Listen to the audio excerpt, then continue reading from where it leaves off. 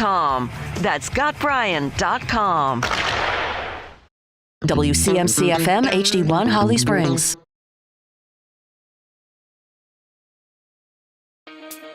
This is the Adam Gold Show. He takes the hat, like somebody works there, where was wearing a baseball cap, takes it off the kid's head and puts it on the hostess station. Just takes the hat off this guy and puts it down. Excuse you? Like, that's exactly what I went. I'm like, excuse me? Right. Well, what are you doing? Who are you? Yes. So I wish I had a restaurant to kick David Tepper out of. I would do that all day, every day. You should be happy that people care. Yes. Hi, everyone. It's the Adam Gold Show. What is going on? I saw a story. By the way, I'm Adam. That's Victoria. Say hi, Victoria. Oh, well, hello. It's Thursday. I had to think about it for a second. I have not known what day it is all week. I kid you not. I know. I kid you not. I know. When people ask, hey, you remember that thing that happened on the day? I'm like, no, I don't. I don't. I thought this morning, I thought today was Friday. See, that's the worst. That is the worst. I thought today was Friday. I went to the gym yesterday, and I posted on Twitters because I like to have fun with it and say my favorite day is Fridays. So I like to have fun with it with my dad jokes and say another Friday night at the bar. Oh, very nice. I get it. And so I do the same. Barbell. Exactly. Yeah. And so I confuse people when I go on any day other than Friday. And so yesterday, someone said the exact same thing about how they thought, someone we both know from PNC Arena, who they thought it was Thursday all day yesterday. It's never vice versa. Like, you never come in and you think, oh, today's, Wednesday, and it's Friday. All day. Never happens. This morning, I thought today was Friday. See, that's the worst. Yeah. You were hoping I was going to say it's Friday. Walked into the barn. I said it's Friday, and Aileen looked at me like, no, it isn't. Definitely not. And now she's mad because it's in her brain that it could be Friday. Like, yep. Get 2 more days of this. So yes, it is Thursday. Welcome to your Thursday. Your pre-Friday. It is. I guess it is. And by the way, thanks for the strawberries. Strawberries are delicious. Yeah. When I eat one, I will separate myself from Tom Brady. Oh, there you go. He's never eaten a strawberry. Which is weird. It's weird. I mean, I get it. People have their things, but strawberries are delicious, They especially this month, this season. Is this the month? Is this strawberry? Yes, this May? is strawberry season. May. So do we know these were picked in May, or just we're eating them in May? They came from the farmer's market. Mm-hmm. Okay. So I don't know when they picked them. Because we're pretty close to April. I know. I think Maybe they April picked is them probably yesterday. more responsible for these than May. Probably. But we're pretty close. They're delicious in May. We'll say that. We're on the cusp. All right, we should have a lot of fun today. Sarah Civian's going to join us later on. We're going to talk some hockey. Joe Person from The Athletic on the Panthers. Kanata Edwards is going to join us. Our friend Nada Edwards from Charlotte. We'll talk NBA playoffs. He's one of our Mr. Basketball triumvirate. Yeah. And also, speaking of Charlotte, the PGA Championship, which is coming up in a couple of weeks in Louisville, Kentucky, next May returns to Quail Hollow Club, and the push is now. Mm-hmm. They're starting the push for tickets, and there's some incentives and things like that. And we're going to talk to the tournament director, Jason Soucy, who will actually join us in studio, and he may or may not be bringing me a pullover. Oh, that's fancy. Yeah. I'm very excited for that. All right, let's go. And I have a bone to pick right to start. Ooh. Yes. All right. It's not Monday. No. And this is not, by the way, this is nobody who's listening. I am not mad at any of you. I'm really not mad. I am baffled. Is this Twitter? Not Twitter. No, it's not Twitter. Okay. It's the national hockey media having completely run amok with the biggest nothing burger going right now. Mm-hmm. And that is the coaching future of Rod Brind'Amour. Yeah. All right. Elliot Friedman, the GOAT of hockey insiders. Darren Drager, They don't work for the same network. Friedman does Sportsnet. Drager is a TSN guy. He's also one of the top hockey insiders. TSN does a show. Our friend Jeff O'Neill, who was on with us earlier this week. He's part of, I think it's called The Overdrive. They had a big thing. Kevin Weeks was on the show. And they're talking about Rod Brind'Amour and the fact that his contract ends July 1st. Over. Yeah. Contract over. Needs a new one, in other words. Sirius XM. This is the time of the year where I am immersed listening to everything on in the morning, in the afternoon. They're awesome. If you want hockey information, it's great. Why are we talking about a nothing story? Yeah. All right, let me go through this real quick because Darren Drager and Elliot Friedman are talking about negotiations fell apart, broke down, offer pulled, all of these other teams. Are you new here? Yeah. Yes. Say you're new here without saying you're new here. Negotiations with Tom Dundon. And I will say that even when Tom removes himself from the negotiations, like he says he has, he's not really removed. He's always there. And if you've paid attention to negotiations with any major player for the Hurricanes, why does it always seem to take longer? Mm-hmm. Huh? I wonder why. Yeah. Let's go back 3 years to Rod Brind'Amour's last contract negotiations. That took longer than it should have. Mm-hmm. He's the same great, best coach in the league, in my opinion, that he was 3 years ago. Even better, maybe. As a matter of fact, that one was coming off of the Jack Adams Award, where he won Coach of the Year. He hasn't even been in the top 3 the last 3 years, which is a joke, but it doesn't matter. Go back and look at when Mike Krzyzewski's last ACC Coach of the Year was. Apparently, he wasn't very good Right, in yeah. the ACC. That Coach K guy. So, look, there are a number of things I want to get to. I'm not going to spend a ton of time on it because, again, it's a nothing story. But suddenly this has dominated hockey media. And I have a theory on that is, well, we're losing series here. Yeah. And there's a lot of coaches getting fired. And, who would be them? All right, I'll get to it. So negotiations with Tom always take a while. The Sebastian Aho thing could have been done 6 weeks prior to it being done when it was done, but it didn't. We had to wait. We had to wait another, 6 weeks just for basically, as it was referred to me, it's a 2-inch putt. Can we tap it in? Yeah. Rod Brind'Amour is the Carolina Hurricanes head coach because that's what he wants to be. Rod Brind'Amour, for years an assistant, wanted to be a head coach to the point where he presented himself to Michigan State University, where he played a year of hockey as a freshman. They were not interested. I think Rod would have taken another job at that point. He would have taken the Blues or whatever team. He would have taken one. But he didn't really want to be a head coach. He wanted to be the Hurricanes head coach. And then Bill Peters was invited to take another job, and Rod Brind'Amour we'll just play around with it and we'll say ascended to the throne. Now, I don't believe he was Tom Dundon's first choice. I will direct you to WRAL Sports Fan from May of 2018 or April of 2018. Whenever Peters took the job with the Calgary Flames, where I wrote the day of, this is going to be easy if you want to listen. Rod Brind'Amour is the guy. A lot of pushback, never been a head coach. It was the assistant for the last two coaches. They were both bad. Why? It was obvious. All the traits that made Rod Brind'Amour a great captain would make him a great coach. Oh, by the way, like I said, it wasn't that hard to figure it out. He's an amazing head coach.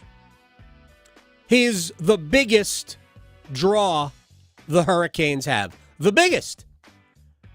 I talked with somebody who knows the situation with Aho going into their contract negotiation. And it was presented to me that he wants to play for that head coach. That's why he's not going to go anywhere. That's where he wants to be. Other players who would have loved to have come back to this organization wanted to play for Rod Brind'Amour. So he is Carolina's head coach. They're going to name a street or a highway segment after him. They're going to build statues. All of this is going to happen here for this head coach. So when I read Seattle needs a head coach, I'm like, first of all, like there's other teams. St. Louis needs a head coach. San Jose, right? please stop. Right. Yeah, no. That's all well and good. And if I were those teams, I would kill to hire Rod Brind'Amour. There would be no number I would stop. Like, what do I need to do? Do I need $6 million? Do I need $7 million? I'll do it. Because Rod is instant culture, instant credibility. You will win. Promise.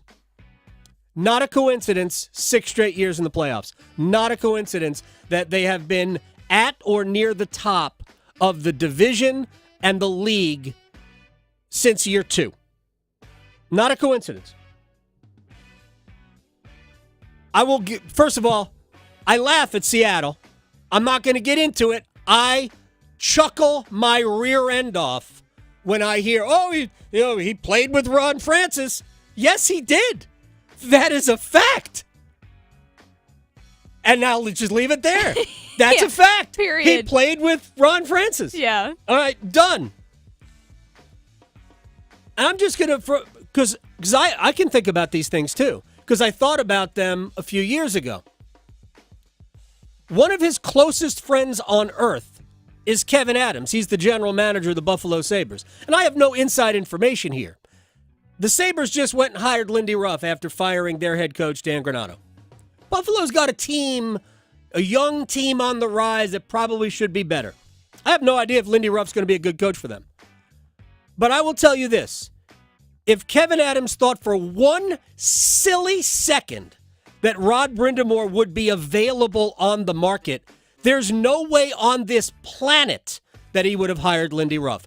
No way. None. Why can't people figure this out? He's not coaching anywhere but here, or his next job will be unpaid. He'll coach his kid with the junior Hurricanes. Brooks is a good little player, right? Rod still coaches him. Yeah. So does Brent Burns, by the way, which I think should be unfair.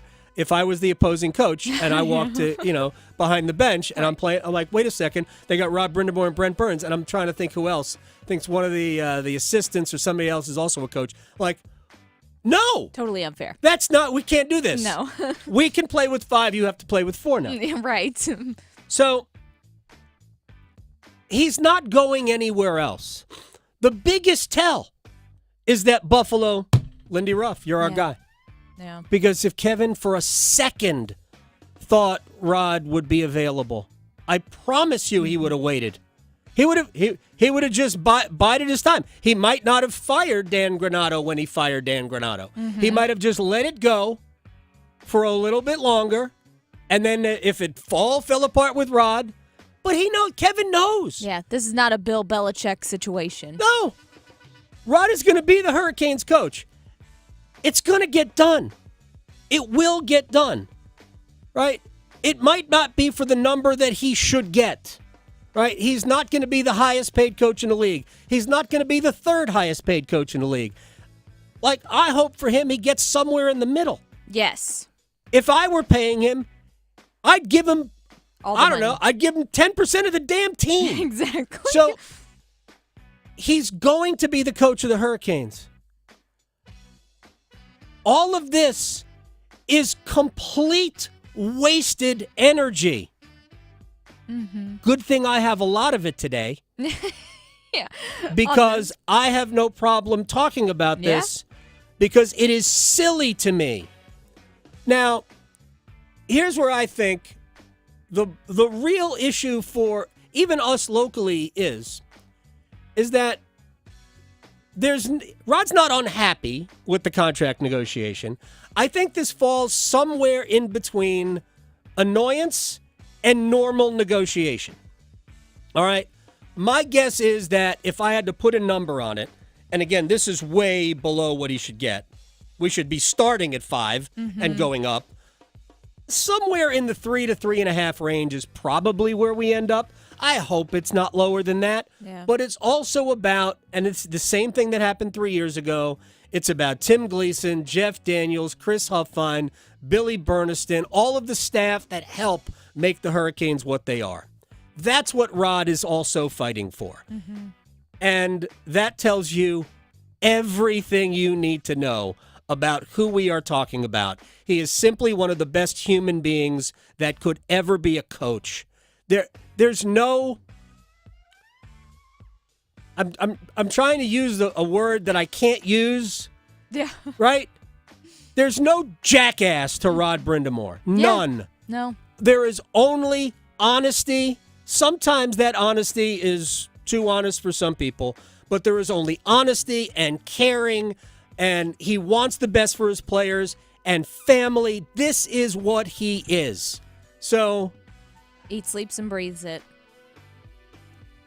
Elliot, Darren, Kevin Weeks, all you people should know better. Yeah. Here's the other theory I have, is that they're all helping Rod out. Maybe. Putting more spotlight on it. Yes. Mm-hmm. And Could that be. may be where we are. In that they're all helping Rod out. Kevin Weeks, Jeff O'Neill, Elliot Friedman, Darren Drager, whoever's writing about this, the folks on SiriusXM, they're all helping Rod out. I hope that's their approach Right, but or their goal. they don't need to. Yeah. It will get done. Yeah. All right. Maybe they don't have their mock drafts to do anymore, so they're bored. Yeah, They have to have we something to we talk haven't about. even gotten to the NHL draft, right? We no, have a that's hockey coming mock up. draft. Yes, that is coming up. So yeah, I don't know. I don't recognize any players on the No. not a single one Yeah. on the hockey mock draft. All right, so now real quick, Canes got back to practice today. It did. All right, Tony DeAngelo wasn't there, but he'll be fine. He'll be in the lineup for Game 1. Again, we don't know when Game 1 is. The Hurricanes will likely practice again. My guess is they might not practice tomorrow. Will practice Saturday, right? And then if I'm right and the series does start on Sunday, which I think it will, but again, this is no information from the league or the team. I'm just looking at this logically. If it starts Sunday, team will practice Saturday and probably fly up, and depending on the game time, not skate. Yes. Because they don't do that anymore. Anyway, Brett Pesce is expected back even in this series. So he's out of the walking boot, which leads me to believe it wasn't a knee injury, because there would be no reason to have a boot on your foot if it was a knee injury. Yeah. So, I don't know, high ankle sprain, something like that. Not sure. He certainly did get hurt because he hadn't played, but Tony will be fine. Lines remained the same, which means it was Gensel, Svechnikov, Teravainen, Stahl, Jarvis, Martinook, Drury, Natchez, which I thought was a pretty effective line in Game 5. Liked that line a lot. I thought all three players played well. Kuznetsov, Will Center, Kokoniemi, and Steph Nason. So if you are curious, and I've asked this question of others, if DeAngelo couldn't go in Game 1 for some reason, who would step in? Maybe we got a little hint of that today when Dylan Coghlan took his place alongside Brett Pesce in the defensive pairings. Orloff and Chatfield stayed together. Slavin and Burns stayed together. And I will say this, and this is my feeling anyway, Scott Morrow's future is great, but Scott Morrow's future is not now, and I don't think Rod Brind'Amour wants to put him on the ice in a playoff game. I think if Carolina had a number of injuries and it looked like it might be a longer-term thing, like Morrow was going to be part of the group going forward, let's just say Tony DeAngelo did get hurt and Brett Pesce wasn't coming back, then it might have been Morrow, but it wouldn't have been Morrow right away. And the truth is that whatever player were to draw in, they're not going to play very much. So whoever wants to come in and play 3 minutes, fine. Because that's likely what their 6 defensemen would do, because the top 5 guys will all play. And they will play the majority of the minutes if they have to go to what would ultimately be the 8th defenseman on their roster. They brought up another young guy, Ronan Seeley, who played all year in the minor leagues. I actually think he might be ahead of Brind'Amour too, or rather Scott Morrow too, because I really don't think they want to put Morrow on the ice. And Ronan Seeley played an entire season against men in the American Hockey League. Freddie Anderson, by the way, we know he's going to start game 1. Congratulations to him. He was the nominee for the Masterton Award. Every team nominates a player. And it's sort of like the Man of the Year they do in the NFL. Every team nominates one. One guy wins it, but it's for perseverance, sportsmanship, and dedication to the sport. And, I mean, pretty simple one, right? Dealt with a blood clotting issue, comes back, stellar, and has been great in the postseason. So there we go. All of that Hurricane stuff out the door. We're going to talk Canes with Sarah Civian coming up in a little bit. She, of course, the Too Many Men podcast, and Yes. It is amazing. Philadelphia and New York play tonight in Game 6. I saw somebody on Twitter complain that the Hurricanes have essentially geofenced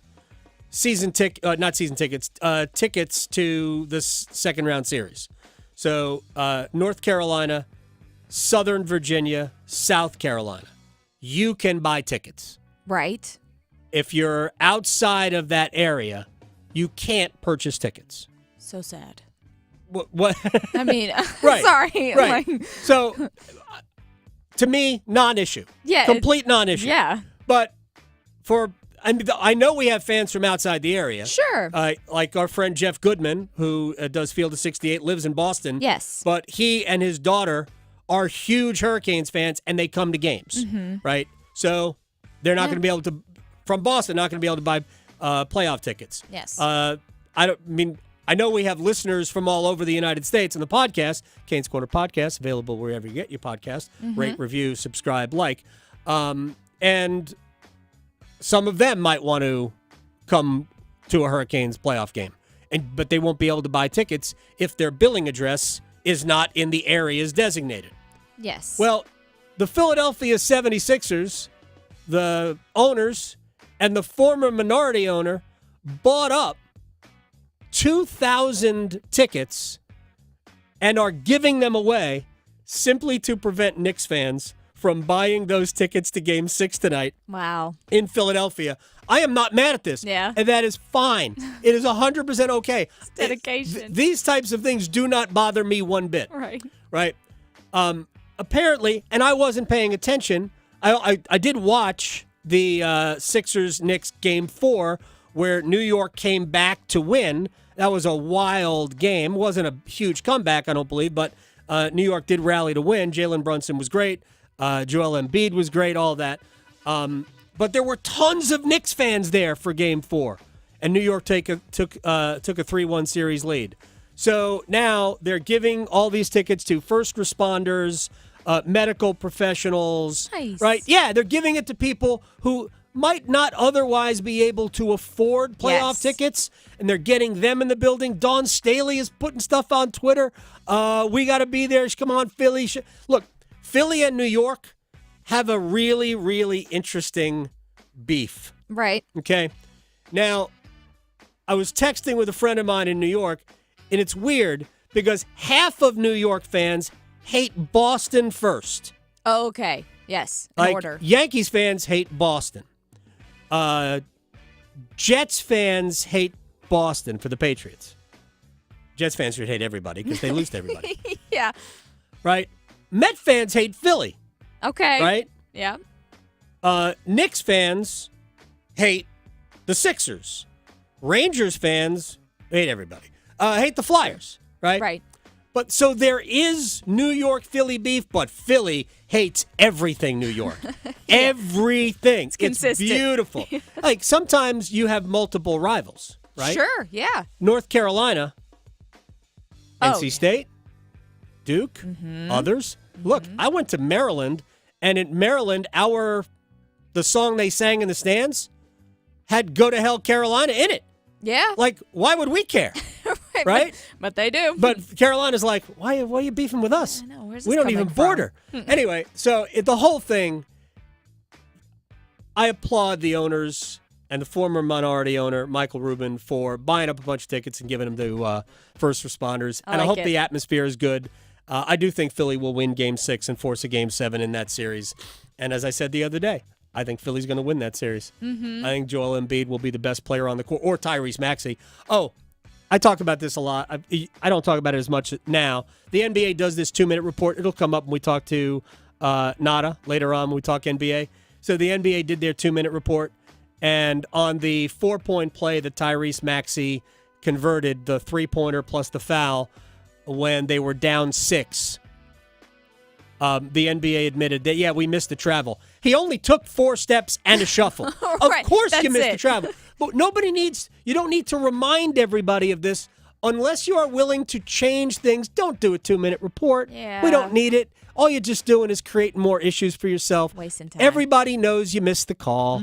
We don't need to prove it to everybody.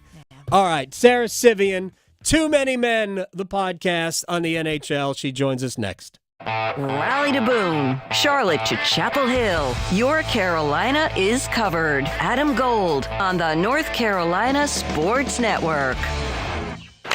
You're always close to the Canes with 99.9 The Fan. Here comes Kuznetsov with the touch and the slowdown. Kuznetsov waiting. Varlamov comes out waiting, dusting it off. When he shoots, he scores!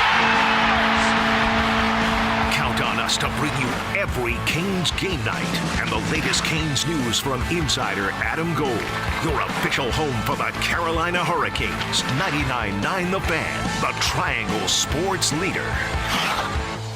Dauntless Transmissions has been the trusted transmission shop in Raleigh for more than 27 years. The experts at Dauntless Transmission are dauntless when it comes to caring for your vehicle. Whether that means a total transmission rebuild, complex engine or brake service, or just a routine tune-up, your vehicle will be dauntless when they're done with it. Visit DauntlessTransmissions.com. Dauntless Transmissions, your local source for exceptional service. Dauntless is currently looking for skilled auto technicians to join the Dauntless team. Visit DauntlessTransmissions.com/careers to apply. If you think you or someone close to you is having a stroke, we have 2 words for you. Be fast. B for balance, E for eyes, F is in face, A for arms, S for speech, T for time to call 911. Look for changes in balance, vision, or speech, weakness in one arm, a drooping face. Learn the signs at wakemed.org/stroke, because every second counts. It's bow time. Something new just dropped at Bojangles. Take the bold taste of a crispy golden chicken supreme that's been seasoned to perfection, then add dill pickles, Carolina Gold barbecue sauce, and a toasted bun that's great on the go. What do? You get a Bo's Bird Dog. In fact, you can grab 2 of them for $5. So when you're on the go, headed to practice, or need a snack, grab a Bo's Bird Dog. Hurry in before they're gone. Available for a limited time. It's bow time. There's no time like bow time, but sometimes it's go time. No time to stop. Introducing Bojangles' new Bird Dog, a seasoned to perfection Bojangles Chicken Supreme, dill pickles, Carolina Gold barbecue sauce, all on a toasted bun. Great on the go. Try 2 bird dogs for just $5 or a 2 bird dog combo for just $8. Hurry, Bo's Bird Dogs are available for limited time only. When you're hungry for flavor and value, it's bow time. Imagine waking up this time next week and being 100% debt-free from credit cards, car loan, and personal loans. Hey, it's Dennis Cox. Loan Pronto's Equity Express line of credit can make it happen. Homeowners are turning their home equity into cash almost instantly. With Loan Pronto's AI-based system, you can get approval in about 10 minutes with almost no documentation, no appraisal, and no hassle. You can get hundreds of thousands of dollars out of your home. Use that money to pay off all your other loans. The average homeowner saves over $850 a month doing this. Listen, your home value is way up. You can use that to wipe out all those credit cards. Get some money for a home improvement. Literally hundreds of thousands are at your fingertips, and approval is just minutes away. Call now, 919-381-1760, 919-381-1760, loanpronto.com, 919-381-1760, NMLS 1661781, subject to lender approval, equal housing lender. Progressive presents good news, bad news, dumb news, then great news. Good news. A letter in your mailbox says you could save money bundling your home and auto insurance with Progressive. Bad news. You saw it after your teenager backed the car into the mailbox. Dumb news. A new mailbox, basically a box on a stick, costs up to $400. Great news. You decide to see if you could save money bundling at Progressive.com and go with paperless mail instead. Progressive Casualty Insurance Company affiliates and other insurers not available in all states. This is Adam Gold. Please let the coach and GM pick this year. Right. And they put this on the sign outside of the restaurant, and I guess David Tepper actually went inside this restaurant. Do you know that there is security video of that visit? Wow. The Adam Gold Show. It's the Adam Gold Show. I'm Adam Gold. By the way, that same bar in Charlotte put up a new sign yesterday. Yes, they did. Hats off to the Panthers. I love this owner. That was great. I love him. That was great. Hats off, because David Tepper took the hat off. Right. The whole thing. We all know the story. Hands and faces, all this stuff. All right, let's get to more hockey-related issues and a national media firestorm that was completely unnecessary, but maybe orchestrated for a reason. I don't know. Sarah Civian, the one and only Too Many Men, the podcast, which I listened to in its entirety this morning, doing my daily chores. It is a must. I appreciate your time, Ms. Civian, at BR_Open Ice, ESPN or EP Rinks. I have no idea. I can't read because I need glasses and I don't want to wear them because I'm on camera. How are you, Sarah? Oh, Adam, I'm lovely. Thank you for catching me before the hours of 3 to 6 p.m. where I'm sleeping all day. I came late to that conversation, but I am here. I am here to protect your 3 to 6 siesta. You get it. You always get it. All right, let's just dive into the Rod Brind'Amour thing just for a little bit. This happened 3 years ago too, and I remember 3 years ago saying the same things on Twitter. He's not going to coach anyplace else. He doesn't want to coach anyplace else. The contract will eventually get done. This one will eventually get done. And why they throw out, like, Seattle needs a coach. They just fired Dave Hextall. He's not going anywhere. Not going to Seattle for sure, but not going anywhere. I think his next head coaching gig will be coaching his son Brooks, and he won't get paid for that. So he's going to take a huge pay cut, whatever job he gets next. But do you think that there is something else going on? Do you think they're helping Rod? I think the reports that Rod could make up to $7 million or north of $7 million elsewhere, it's kind of like if you're in his position, how do you resist the temptation to use that for leverage, especially if you're his agent, if you're one of his business people, you're like banging him on the side of the head, like, come on, like let us use this for leverage. Like, right. To some degree, it's always, this, it's always been about helping the rest of his team get relatively to market value. It's just, as it always is with these types of negotiations, yes, it's going to get done, but why does it have to be so stupid, so public, and such a clown show sometimes? Yeah, so part of me thinks that, the agent is using the Darren Dragers, the Elliot Friedmans, the guys on Sirius XM, even Kevin Weeks, who went on, TSN last night, and they spent like 6 minutes going on and on about how great Rod is. We all know this. We know I think he's the best coach in the league.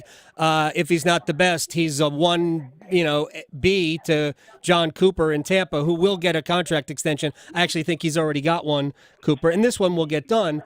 So I respect the fact that they are, in some ways, helping the situation, but I think we also have to consider that whether Tom Dundon has divested himself from this negotiation or not, he can say it. I don't believe it. Do you believe that Tom Dundon's not involved in this? Sorry, can you repeat that? Do you believe that Tom Dundon is not involved in this negotiation? Oh no, he's involved. He's pretty hands-on, and you wonder just what Waddell's involvement is at the same time. Like, I don't know, you remember what happened with him with Minnesota, right? You remember the contracts he was able to seek elsewhere, and he was pretty salty about it, as he should have been. Like, it's Dundon's money. Waddell's a great negotiator and a good people person, so you wonder what he's allowed to say. I don't know. You see what he says in the media, right? That it's going to get done and that they thought they had something, and you believe him. But at the same time, like, he's trying to save face as he should. This is all happening at the worst time during the playoffs, during a run. So you wonder kind of how it got out there in the first place, why it got out there. I don't think it's getting out there if Rod's camp didn't want it out there. So what's the purpose? But I think, Dundon's definitely largely involved in this. Yeah, I mean, he has to ultimately sign it. So, and this is exactly what happened with Aho and the contract with Rod the last time, is that we get right to where we think the finish line is, and then, I don't know, we just call some timeouts. We got extra timeouts. We're going to ice the kicker for a while. I think that's basically what we're doing. That's what happened with the Sebastian Aho contract that they signed last summer. All right, let me move on to some. I'll get back to Canes Rangers in a second, because I know you have. I think you're still based in Boston, and are the Bruins feeling a little bit of pressure here that, based on what happened last year, blowing a 3-1 series lead? It seems maybe that's kind of the case here. Yeah, I mean, you look at the way they're losing. It's the defensive lapses. You think, oh, maybe that Patrice Bergeron won those selfies for a reason, right? Like, the way the offense is not doing well on defense, and they're letting the puck get out of the zone. They're not clearing it well enough. It's the same thing that happened round one last year. I was questioning some of Montgomery's decisions to change the lineup after a win. Like, you look at that, you look at him taking Johnny Beecher out, and Beecher was really good on the face-off dot on the fourth line. You start to question that, especially if they lose again. I don't know if they're going to win Game 7. Like, the confidence is a little deflated for sure. Yeah, and it seems to me that even though they have gotten contributions from, like, Jake DeBrusk and some other players, it's really about two guys. It's really about Marchand and Pasternak, and it's tough to be a two-player team in the playoffs. Absolutely, and the problem is here that, like, the expectations have been bouncing around, because 2 years ago, nobody thought this team was going to win the President's Trophy. Last year, nobody thought the team was going to be good for reasons that they had to, take players away due to the cap. Like, now that the cap's rising again, who knows? But, like, losing Taylor Hall, losing Nick Foligno, now they're going to have to lose Olmark or Swayman next year. It's just kind of like the cap situation has been tough, and there have been consequences. All right, let's get back to Carolina Rangers. When I look at this series, I almost see like the identical team. Like, both teams have elite special teams. You know, the Hurricanes were second best power play, best penalty kill. I think the Rangers were top 3 in both as well during the season. They both probably were. I mean, the Rangers definitely weren't as good 5-on-5 this year as they have in the past. And Carolina wasn't as good. They're good, but not as good as they used to be 5-on-5. And they weren't great 5-on-5 in the Islanders series. Both teams have good goaltending. I realize we have Igor Shesterkin versus Freddie Anderson. People can make what of that they want. Both teams have elite mobile defense that jump up in the offense. I see two teams that are almost identical.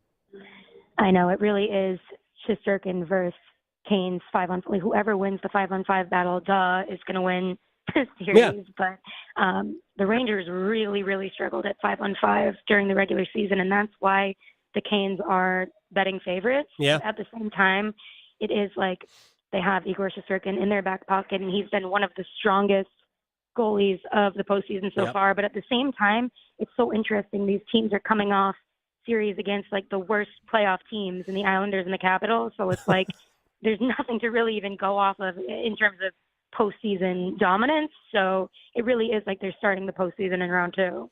Sarah Civian is joining us. Too Many Men, the podcast. I was listening this morning, and I know it was Shayna Goldman who, I mean, I guess she started her career really covering the Rangers.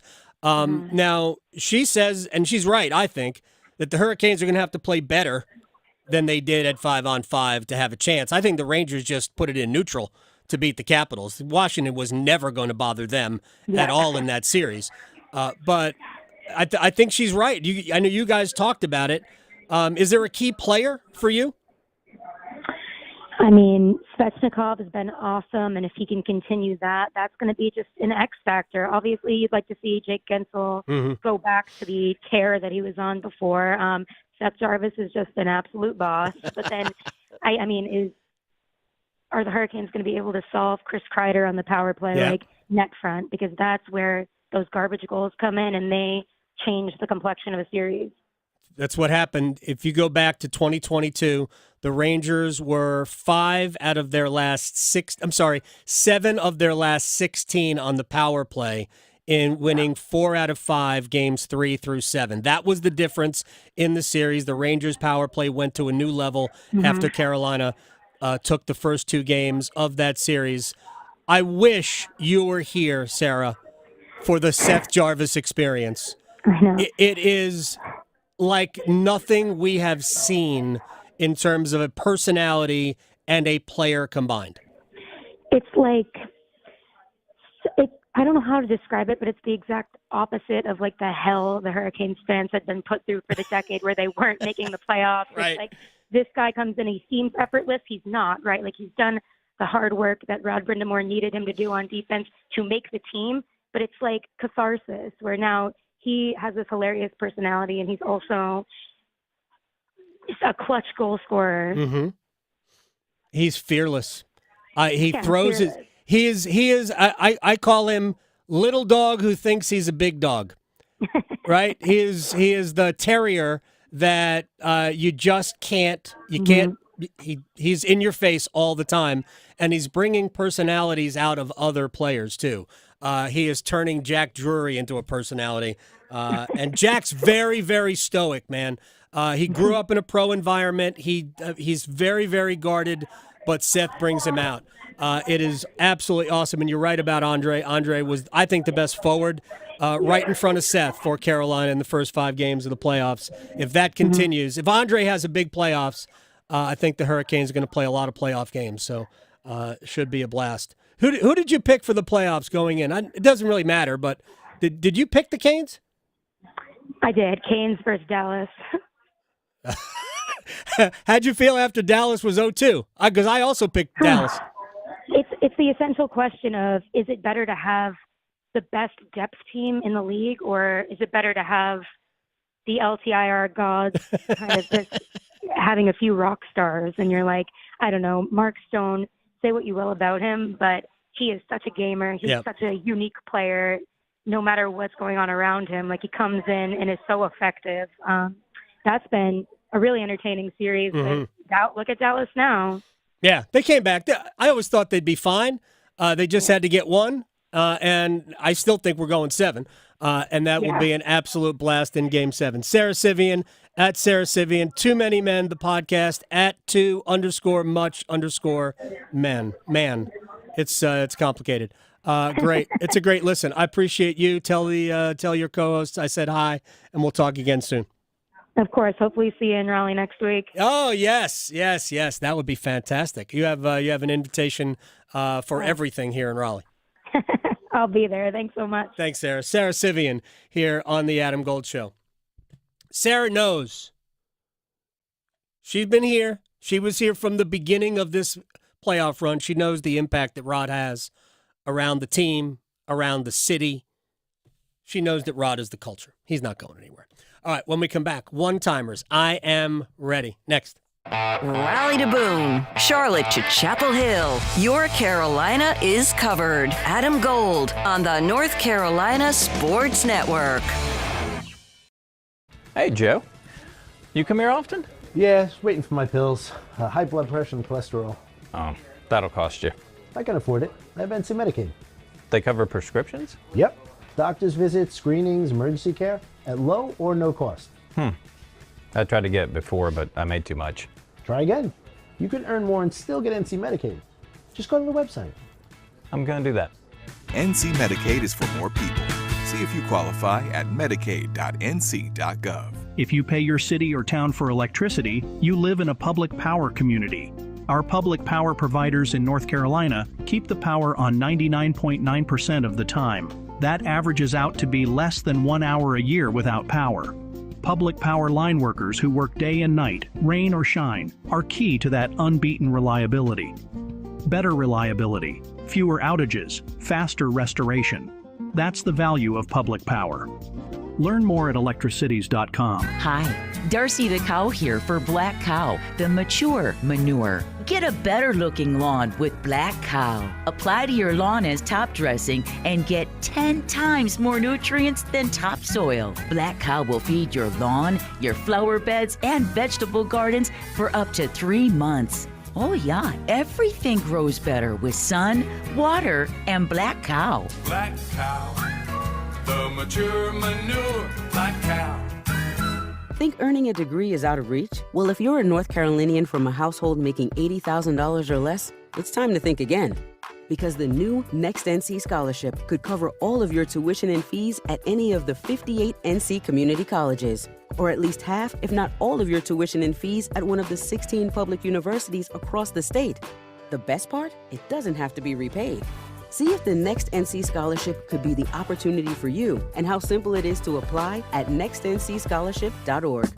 Healthcare.gov is here for you when life happens. If you lost your health coverage because of turning 26, going off Medicaid, leaving your job, or moving, you could be eligible to enroll in new coverage now. And if you need to update your coverage because of marriage or having a baby, you could also be eligible. But don't wait. There's a limited time to enroll. Check your eligibility at healthcare.gov today. Life happens. Get covered. Paid for by the U.S. Department of Health and Human Services. The Body Armor State Games are coming to Charlotte this June. Registration is open to athletes of all ages and skill levels in 25 different sports. The Body Armor State Games features 13,000 athletes and 700 teams. Don't miss out on North Carolina's largest sports festival of the year. Visit bodyarmorstategames.org today. The Body Armor State Games are proud to partner with Truist, Harris Teeter, and Blue Cross and Blue Shield of North Carolina. As you go about your daily life, look closer. As you gather with family and friends, look closer. Right in your community, there are youth who don't have the home, warmth, and healing you have. So, look closer. Every year across America, a staggering 4.2 million youth are homeless or trafficked. Covenant House is the national leader providing safe housing for youth, 50 years strong. Tonight, 2,000 young people will sleep safely in a Covenant House bed. And tomorrow, they will wake up surrounded by love. Every youth who walks into Covenant House gets clean clothes, hot meals, medical care, and a safe place to sleep 24 hours a day, 7 days a week in sites across America to help them fulfill the great promise of their lives. So, look closer at Covenant House and help us fight youth homelessness. To help or get help, go to covenanthouse.org. This is Adam Gold. There are people out there that just, you must draft a quarterback. Yeah, you don't want a quarterback? Yeah, exactly. What is wrong with you? Oh, you don't want apple pie? Right. Come on. A la mode? No, maybe I like brownies, okay? I don't want it there. The temptation. Yeah, I don't need it. Because I can convince myself, apple's healthy. Right. The Adam Gold Show.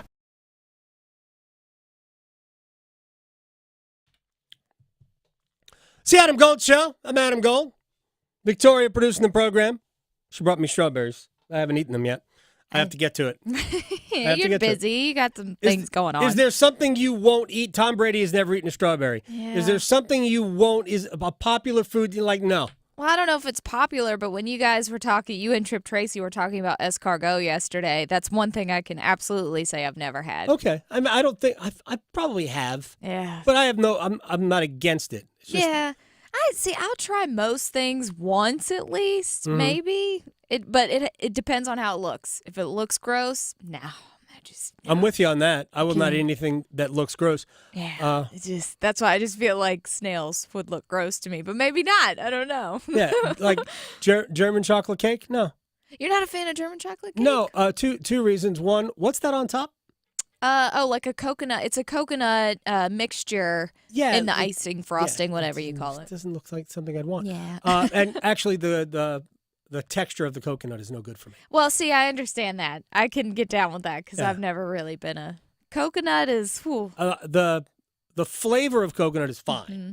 Yes, so you could do pina coladas. Just I have. It's not my favorite thing, but I have. But the texture. See, I used to work at a bakery, so I know a lot about like random stuff. And German chocolate, I like the cake part because it's not as chocolatey. Sometimes chocolate can be too much for me. I don't know how I got chocolate down is never too much. All right, let's do one-timers. And I'm going to eat a strawberry just for giggles. I know. Well, hey, at least that's like the healthy indulgence. Because usually we have like donuts and stuff here, which I will not turn down a donut. They don't look gross to me. Strawberries are great. I'm a blackberry and blueberry guy. Oh, yeah, I love blueberries. Yes, I could get down with blueberries. I make a great cobbler. Anyway, so on... These strawberries are amazing. I know, right? Strawberry season. Yep. So, gearing up for the Rangers round 2 matchup. First thing that stands out to you as an obstacle for the Canes? Honestly? First thing. And I want to talk to... We have Dave Rothenberg, who actually used to work in Raleigh, now works at ESPN New York. We're going to talk to him tomorrow. This is it's not a major part of the Rangers, but I am looking forward to Matt Rempe on the ice in Game 1 because he's not a good player. Right. Okay, he's not a good player. Not a skilled player. Oh, no. But what Carolina's reputation, can they handle extreme physicality, will be tested by Matt Rempe. Mm-hmm. I believe that early in the first period, he will be on the ice and he will be flying around trying to hit everything. Yes. Whether legal or not. I think the Rangers are going to try and physically intimidate the Hurricanes. Mm-hmm. That's what I think first about that series. Mm-hmm. And how Carolina ignores it, moves past it, responds to it, is going to be very important. And if they get past it, I think we will see Rempe leave the lineup. He's not that good. If he was any good, he would play more than 5.5 minutes a game. Yeah, he's just a human bumper cars on the hockey front. He's a goon. He's a bouncer at a restaurant. He's totally a a goon. Well, and that brings up my second question because it is. What do you think about who's going to be matched up with Goon Rempe? Hurricanes don't have anybody to match up with him. I know. That's the thing. Mm-hmm. Could I see a Brendan Lemieux draw in for Game 1? I don't think so. Rod's going to put his best team on the ice. Sure. And he's basically going to dare the Rangers to do something. Yeah. If he has to respond, maybe that's Game 2. But I just hope nobody gets hurt because I think Rempe is out to hurt people. I think there is 100%. I think there is intent in everything Matt Rempe does. It's not just to intimidate, it is to hurt. I still don't understand why everybody was cool with the hit on Trevor Van Riemsdyk. I don't get it. It's right to the face. Yeah.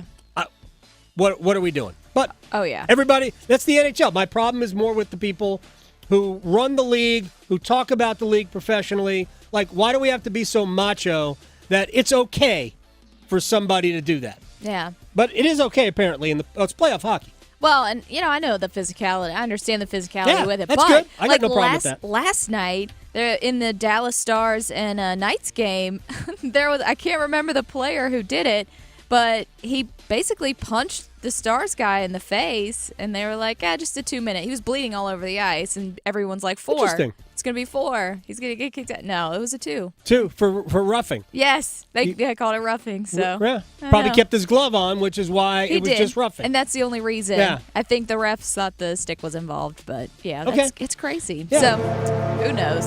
So tonight, Bruins. Let's see how this matchup goes. Do you see this going 2-7? Yeah, or are the I Bruins do. going to close this out? Toronto's got as much pressure on them as Boston does. Let's not lose sight of that. because Toronto walks into any playoff series with pressure because they have had zero success in the playoffs for a long time. I don't like this Toronto team, but I also don't love the Boston team. I think Boston's got better goaltending. I wouldn't be shocked if Boston won the game, but I think we're going to go 7. I think both teams are tight. Yeah. Well, and obviously home ice doesn't really give any advantage for this series. No, so any team can win anywhere. There is that. And let's see. Last but not least, the Canucks and the Preds. Canucks are also one game away, and they're going to be in Nashville. But do you see them closing it out, or is this going to be another 7-gamer? 7 games. We're going back. We're going back to Vancouver. At some point, the fact that Vancouver is down to, like a sanitation guy in goal. I'm kidding, but they're down to goalie 3. Has to matter. Nashville's got to make it matter. But I think Nashville will win at home and go back. I think Vancouver will win the series in 7 games, though. All right, our second take on the news of the day without the Rod Brind'Amour diatribe. Next. Going beyond the box scores. Adam Gold on the North Carolina Sports Network. Listen to 99.9 The Fan every afternoon during the drive for your chance to see the Storm Surge in person. It's our 10K playoff payout. Try your luck at playoff tickets by discovering the Golden Puck. And like last year, take your ultimate shot at $10,000. Listen for the 10K playoff payout, driven by your Carolina Ford dealer. For great offers on a new Ford truck or SUV, see your Carolina Ford dealer today. It's time to shop sparkling deals. It's Bailey's Fine Jewelry's multi-million-dollar inventory reduction sale. Going on now. Shop jewelry up to 60% off. Diamonds, watches, earrings, bracelets, necklaces, and rings are all on sale. The perfect time to shop for Mother's Day, anniversary, or engagement rings without breaking the bank. Shop the largest selection of luxury jewelry for less at Bailey's Big Sale. Learn more at BaileyBox.com. And the best artist with the best new scratch-offs, Mr. First Tuesday! Wow. I'm so proud my music is bringing luck and joy to so many people. First, I'd like to thank those who invented the calendar, and to all the First Tuesdays many years ago, and to all scratchers out there. No matter if you use your nail or a coin, we all share the same First Tuesday love. First Tuesday kisses to you all. New scratch-offs every first Tuesday of the month. Must be 18 to play. Problem Gambling Helpline, 877-718-5543. Direct auto insurance is for uncompromisers. Like Matt. When his old car insurance got so expensive, do you think he walked until his sneakers wore out? No, because he found savings with Direct Auto so he could drive instead of compromise. With savings of up to 25% on state minimum coverage, you too can stop compromising and keep driving. Get a free quote at directauto.com or a store near you. Savings vary, terms apply. National General Group, Winston-Salem. It's Window Nation's semi-annual sale, and it's a big deal. Right now, get 50% off all windows, along with no interest for 5 years, plus bonus savings when you schedule a consult today at 866-90-NATION or windownation.com. Sick of being upsold at gyms? My guy, you're currently a base member? For $90 more, I can upgrade you to our Shred membership. For $130 more, you'll be a Swole member. And for just $300 more, you'll reach Sweat Platinum. At Planet Fitness, you'll get energy without the upsell. Never pushy, always free fitness training and equipment for every workout. It's fitness that fits your budget.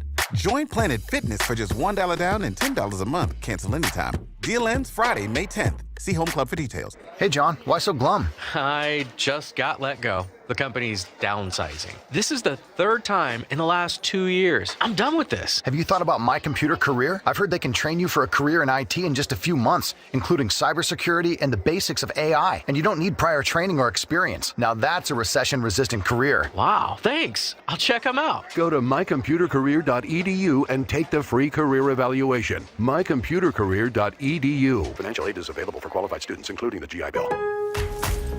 Lowe's knows pros need the right tools for every job. That's why we sell the largest in-store selection of Klein tools anywhere. Find new items launching exclusively at Lowe's, like the self-leveling laser level for just $159.98. Plus, shop the Connect socket set for just $49.98. Get Klein tools in-store and online today, because Lowe's knows tools Lowe's knows pros. This hour of buzzer-beating, nail-biting, edge-of-your-seat sports action on 99.9 The Fan is powered by Ritchie Law Firm Injury Lawyers. Visit GotBryan.com. That's GotBryan.com. WCMC HD1 Holly Springs. Take us with you on radio, web, app, Alexa, and YouTube. 99.9 The Fan, the Triangle Sports leader. This is the Adam Gold Show. I hope that Carolina can, rise to the challenge. They're capable and win special teams. That's a massive area of growth in even being able to say that for the last few years that the Canes have earned. But AG, they're going to have more of a decided edge in 5-on-5. Yeah. And they're against the New York Hockey Club, which, they're capable of doing. Can they continue this 10-1 edge, goal differential edge in third periods? Boy, was that ever Goliath in the first round. It's the Adam Gold Show. I'm Adam Gold. Victoria producing the program. That was Trip Tracy from yesterday. For most of the Hurricanes' 5 trips to the playoffs, the Canes have gotten there, and the power play has not been great. Right? It hasn't been. Yeah. So some years it's been okay. I would say last year it was, I'm trying to remember, I think it was just okay in the play. It wasn't great. And it ended the season poorly. Ultimately, for Carolina, the mission has been don't lose special teams. Don't give up a ton of power play goals. You go back and you look at every playoff series exit, all of them. They lost the special teams battle. Year 1 against Boston. They probably weren't going to beat the Bruins anyway. Lost the special teams battle. Year 2, which turned out bubble hockey, lost the special teams battle to Boston again. Year 3, crazy pandemic central, lost it to Tampa. Year 4, Rangers, as I said to Sarah before, last 5 games of that series, New York was 6 of 17 on the power play. I'm sorry, was it 7 for 16 on the power play? Got the 2 numbers mixed up. You do that math. Yeah. 7 for 16 is like 45%. Yeah, it's not great. You can't win. No. And when they lost to Tampa that year, the numbers were stacked. It was like 40%. Right? The only series they've ever won when getting dominated on the power play was they beat Washington in 7 games. But Washington crushed them on the power play in that series. The Canes are armed with a great power play now and the best penalty kill in the game. Of course, they gave up 3 power play goals to the Islanders. The Rangers are going to score their power play goals. They're too good. Yes. We should say the same thing about the Hurricanes. They're going to score their power play goals. They're too good. If they're neutralized, Carolina's bread and butter for 5 years has been dominant 5-on-5 play. Hasn't quite been as good this year. It's been good, not quite as good, and it has been just kind of okay in the playoffs, except for Game 2 and the first period of Game 5. Oh, so good. Yeah. So that's where Carolina needs to get back to. Yes. They get to that, and then, yeah, they're going to beat the Rangers. Just get past Goon Rempe and then like stick I said, to your game. I think that Rempe will be present. Yeah. Will he have an impact in the series? Remains to be seen. I think he will be present. He will be utilized early, and then you won't see him again. Not that I'm 100% confident in the Canes, but I do feel better about them dealing with physicalities because I know in previous years it's not been well with, That's why they have Jack Drury. Exactly. Jack Drury is going to beat up Matt Rempe. I kid. Yeah, just going to drop gloves right in the center. He and Steph Nason are like the 2 goons on the team. All right, take 2. Let's get to the Rangers head coach. Some people will remember this. Peter Laviolette used to coach the Carolina Hurricanes. He's coached most of the Metropolitan Division at this point. I mean, was it Pittsburgh, Columbus, and the Devils? Yeah, he's made are his the only rounds. 3 teams. Islanders, Rangers, Hurricanes, Flyers. Who's the other team? Capitals. 5 in the Metro. Yes. Yeah, throw in the Predators because he coached Right. there for a hot minute. Anyway, Peter Laviolette on Rod Brind'Amour as a head coach and what he's done with Carolina. Well, he's clearly done a good job. I mean, he's had his team moving in the right direction year after year. One of the top teams in the league, and chasing what the remaining 8 teams will be chasing. There's no question about that. And so not being on the inside and actually getting to work with them, you can just tell that his teams play the right way. They play hard. And, he's definitely have a heavy hand in that. Yeah, I think Carolina's teams play a lot of the way that Laviolette's teams played. I think Carolina plays a little bit faster than Laviolette did here, but of course the Hurricanes team is a little different here then. But I think the Rangers play fast too. It's going to be a fun series. I mean, it's going to be, I think, much better hockey than what we saw Carolina and the Islanders. Don Waddell had a press availability yesterday, president and general manager of the Carolina Hurricanes. And okay, let's talk about Rod Brind'Amour. We talk daily about it, and I feel very confident, as I've said before, that this deal will get done. Rod wants to be a Hurricane for life, and to me, when you're dealing with contracts, there's always 2 sides. Rod's been great to deal with, and there's going to be a solution here very quickly, I feel. Yeah, it's going to get done. We don't have to. It doesn't have to be brought up. No. But nationally, I figured it would be a good time to address it. Nationally, they're talking about it like there's a problem. There's not a problem. It will get done. Again, I said before, I think it's somewhere between an annoyance and normal negotiation. Sure. Somewhere in there. I get why even Rod would be annoyed that we're still dealing with it, but it's negotiating with Tom Dundon is never. Well, some media has easy. to blow up small things just to make headlines. So maybe that's what it is. Nationally, I get why you would go, why the heck is this a problem? Right. I get it. I totally understand why people are baffled. Yes. Why this has gone on to this point. But we can't forget just the organizational history with contracts. It's it's never easy. All right. One more thing from Don Waddell. Coming out of the Islander series, curious about Tony DeAngelo, who had x-rays right after the game. He's fine. Didn't practice today, but he should be good, I think.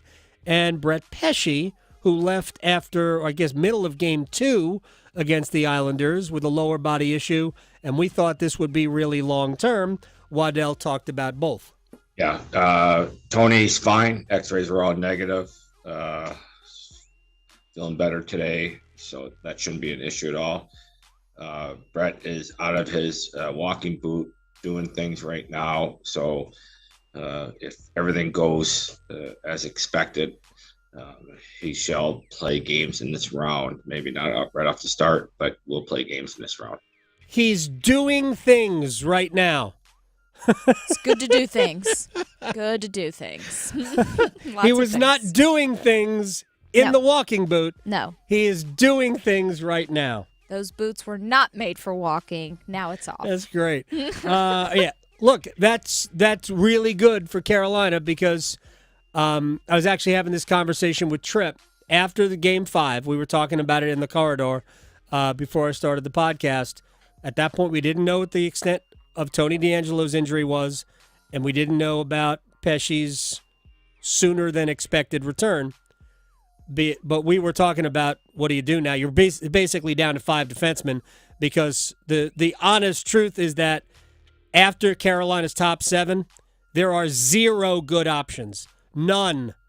Don't fall in love with your prospects too soon. 0 good options for Carolina if they lose 2 defensemen in this series. 0. They have some forward depth. They don't have defense depth. All right, because you could hide a forward. Yeah. Much easier than you could not play a defenseman. That would be fine, too. All right, the Boston Celtics advance past the Miami Heat. Given Boston's less than spectacular, recent history in playoffs, this is a big win for Jason Tatum and company. Yes, I think it's like my fourth time in, 5 years playing them in the playoffs. So I just, I was thinking when the play-in game was, they're trying to figure out the standings in the last week or so. I just had in my mind made up that we was going to play Miami. I wanted to play Miami in the sense that, maybe last year playing against Atlanta, we might have relaxed a little bit, but knowing the history with Miami and how, hard they play and how well coached they are, that, for a first-round matchup, regardless of the seed, that we were going to have to, be ready to play, be ready to fight. Miami won Game 2 in Boston and then proceeded to just get run out of the series. Game 5 was an absolute walk in the park for the Celtics. I think they began the game up 20. It seemed like it anyway. All right, good for Tatum and company to advance to the next round. All right, we'll take a break. We'll come back.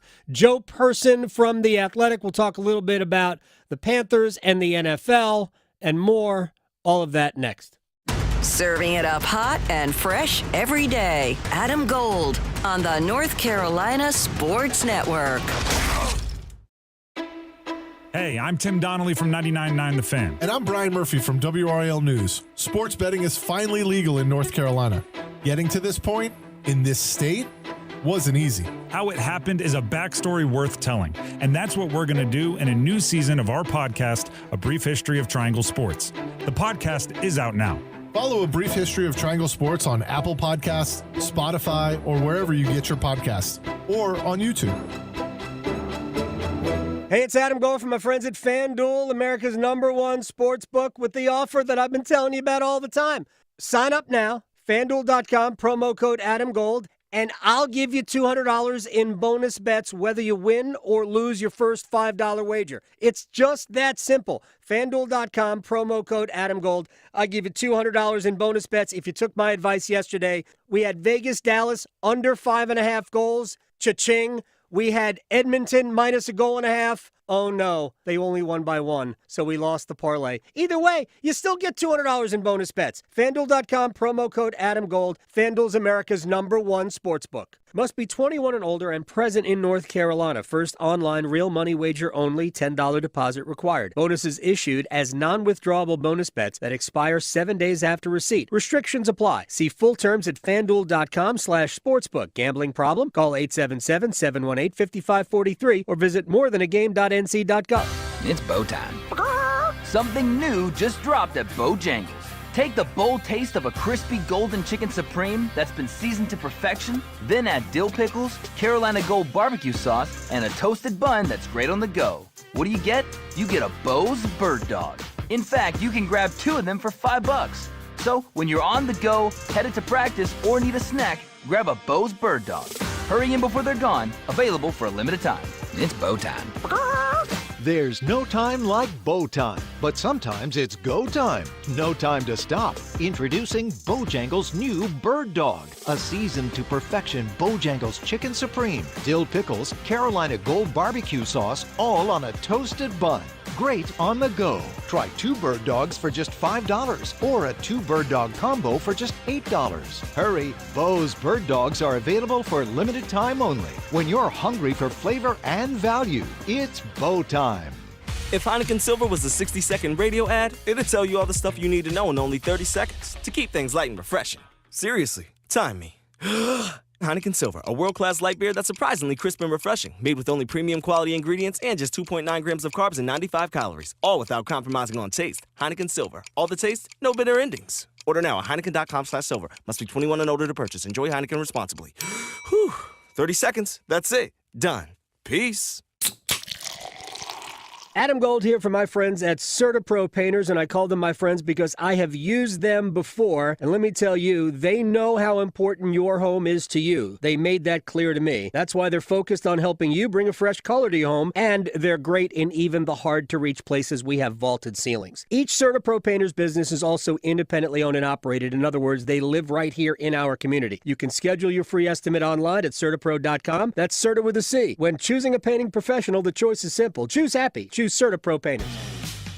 For the ones who work hard to ensure their crew can always go the extra mile, and the ones who get in early so everyone can go home on time, there's Grainger, offering professional-grade supplies backed by product experts so you can quickly and easily find what you need.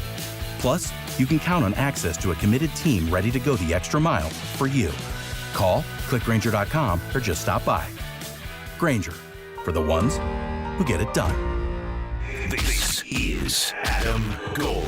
He takes the hat, like somebody who works there, was wearing a baseball cap, takes it off the kid's head and puts it on the hostess station. Just takes the hat off this guy and puts it down. Excuse you? Like, that's exactly what I went. I'm like, excuse me? Right. Well, what are you doing? The Adam Gold Show.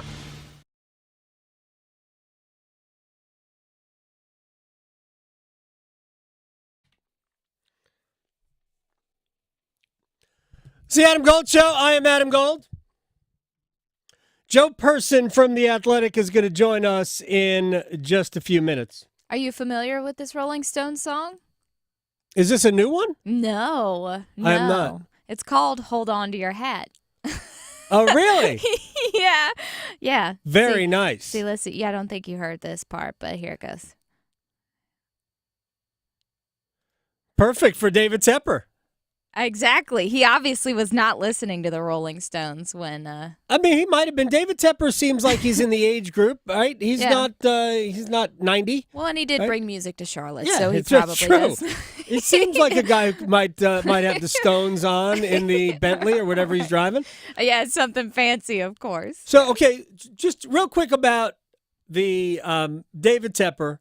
Last week, driving past I think it was the Dilworth neighborhood bar or tavern. I don't know what it's called. I had not been there. I think it's a grill, maybe Dilworth Grill.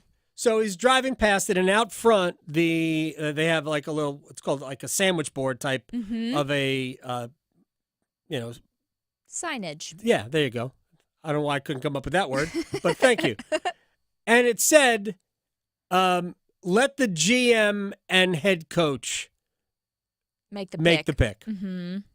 Which is a shot at David Tepper's meddling ownership. Stay out of the kitchen. So David Tepper and somebody who was with David Tepper were driving past. I'm sure they have driven past it more than once.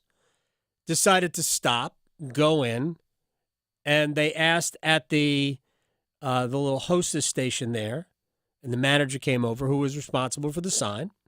This is all caught on surveillance video camera. Nothing bad, by the way. I don't think it's a great look when you take the hat off of the manager. He's a young kid. Right. Take the hat off the manager and place it on the hostess stand. Yeah. Even if it is an Eagles hat, why that matters, it does not matter to people. It's just I think it's an awkward mannerism way of like quote joking. You're not this person's father. No, you don't know him. Right. This is not your dining room. Yes. Right? So he's wearing a hat. Yeah. Okay. We wear hats. Mm-hmm. People wear hats. I don't, but people do.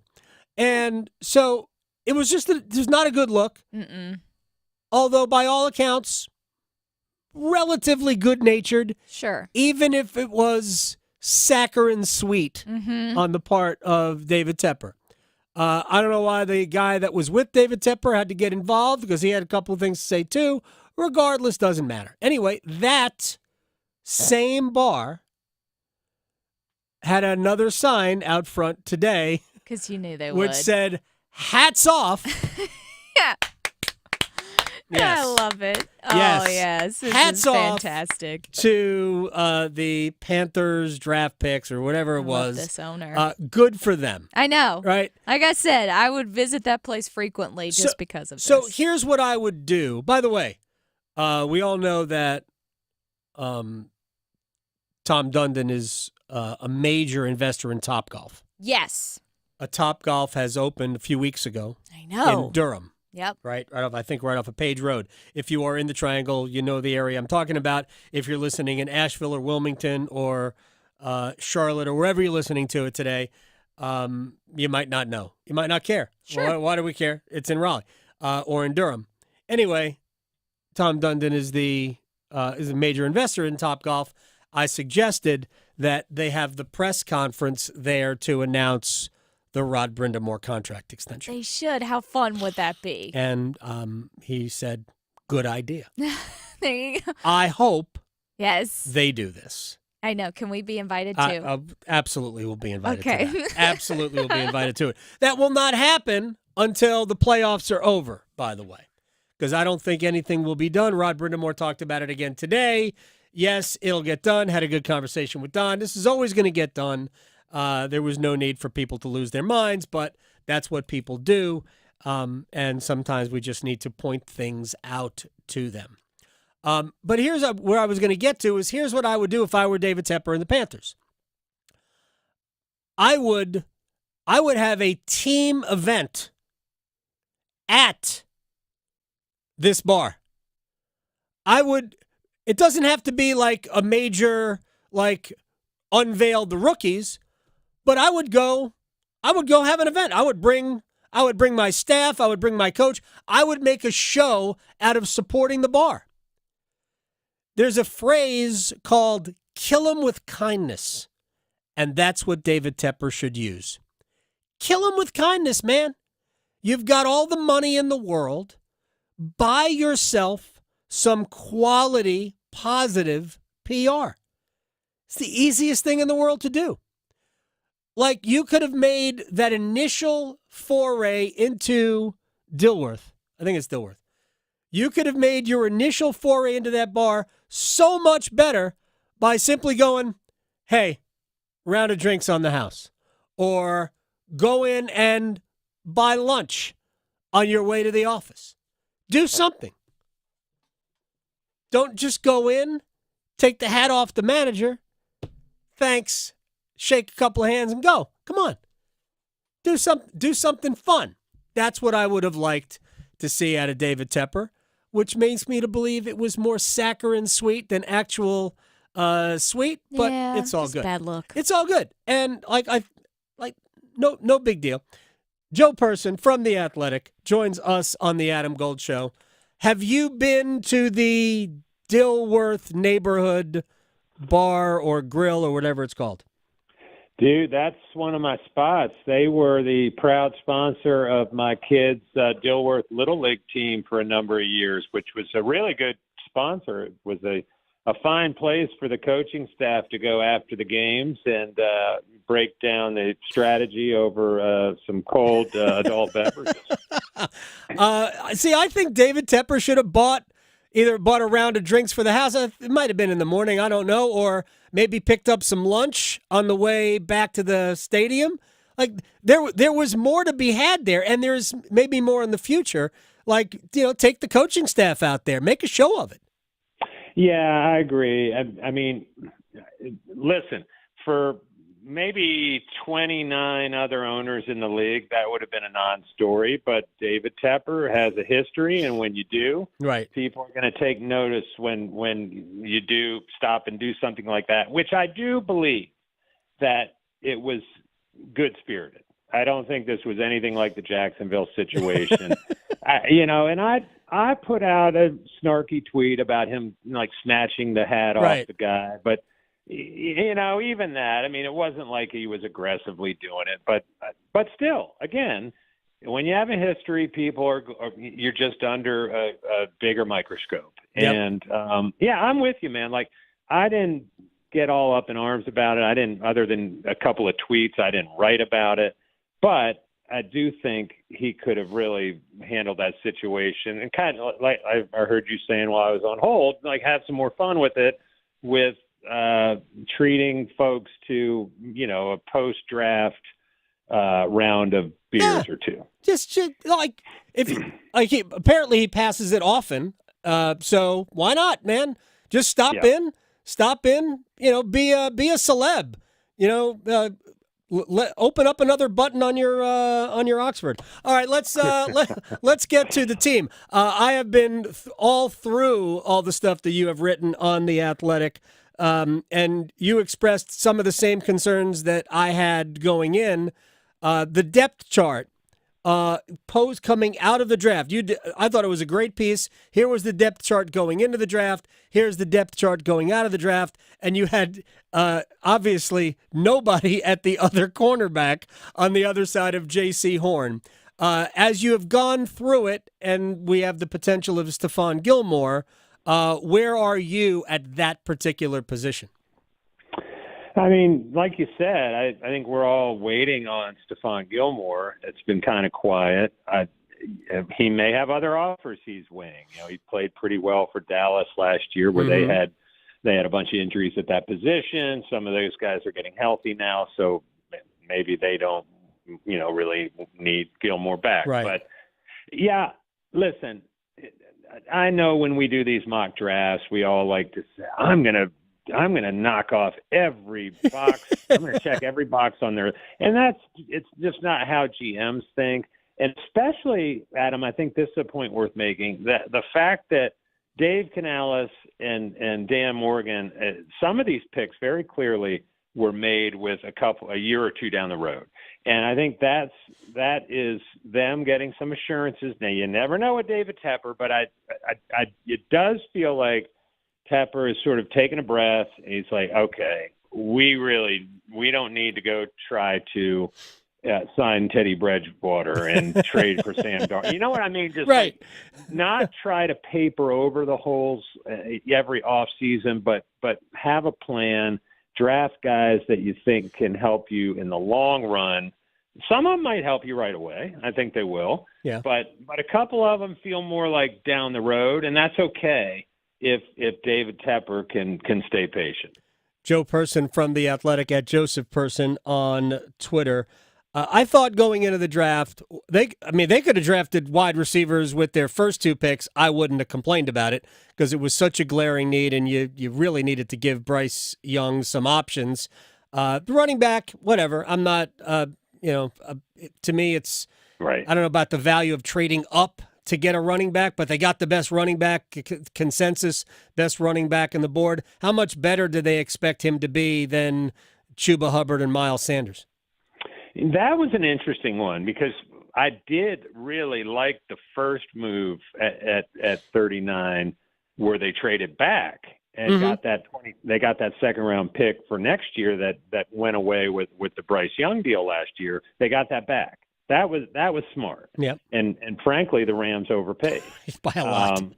But then you didn't give it away, but you did sort of take away a little of that glory by trading up for this Jonathan Brooks. And listen, when he's healthy, he only had 1 year as a starter. He was behind two really good backs at Texas, but.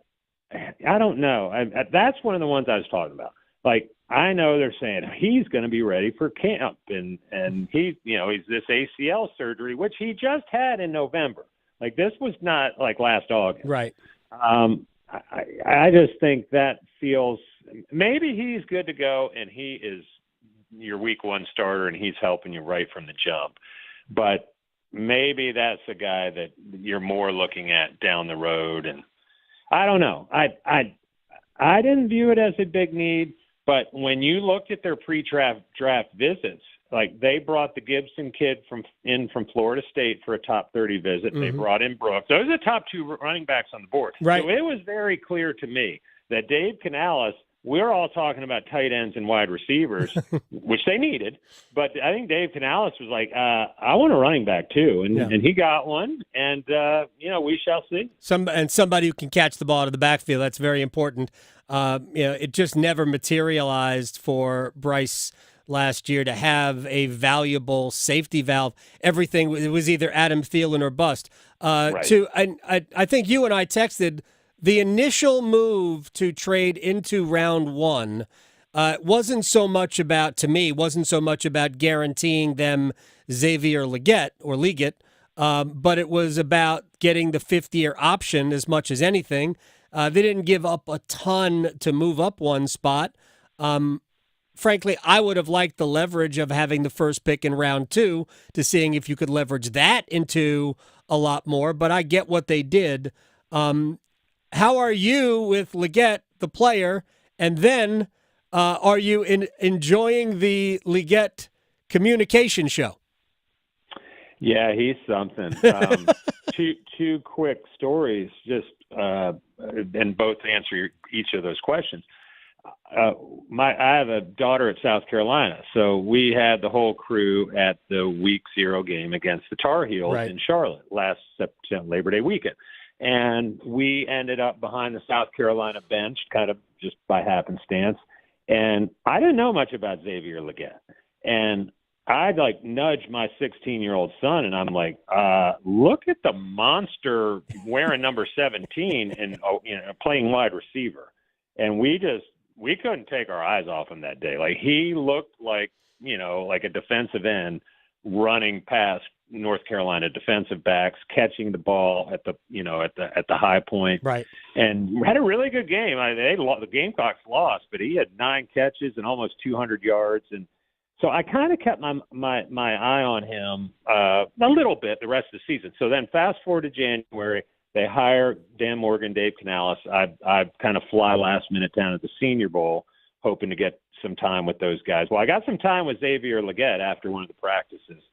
And I was just like, oh, my gosh, this is not how I expected. I don't know what I was expecting, but it was just such a great country, just natural accent. And then at the press conference last week, there were some things I was not exactly sure what he was saying, but he was saying them in such a friendly, affable manner that I was like, man, you do you. This is great. And he's super happy, though, right, Adam? Not we won't be if he's not good next fall. You're not going to be asking me about his accent. This is a great story, and it's a fun story, but they need him to produce. Obviously, they think he will. They had a first round grade on him.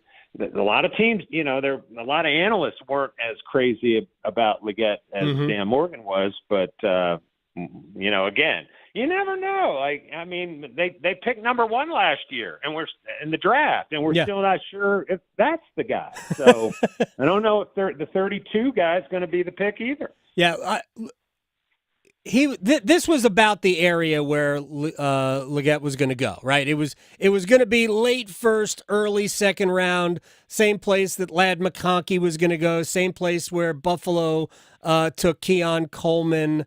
I think the difference is that Legette is just faster. I mean, he's running what was the time of the combine? 4.39. 4.39. I mean, that's better than Keon Coleman ran like a 4.6.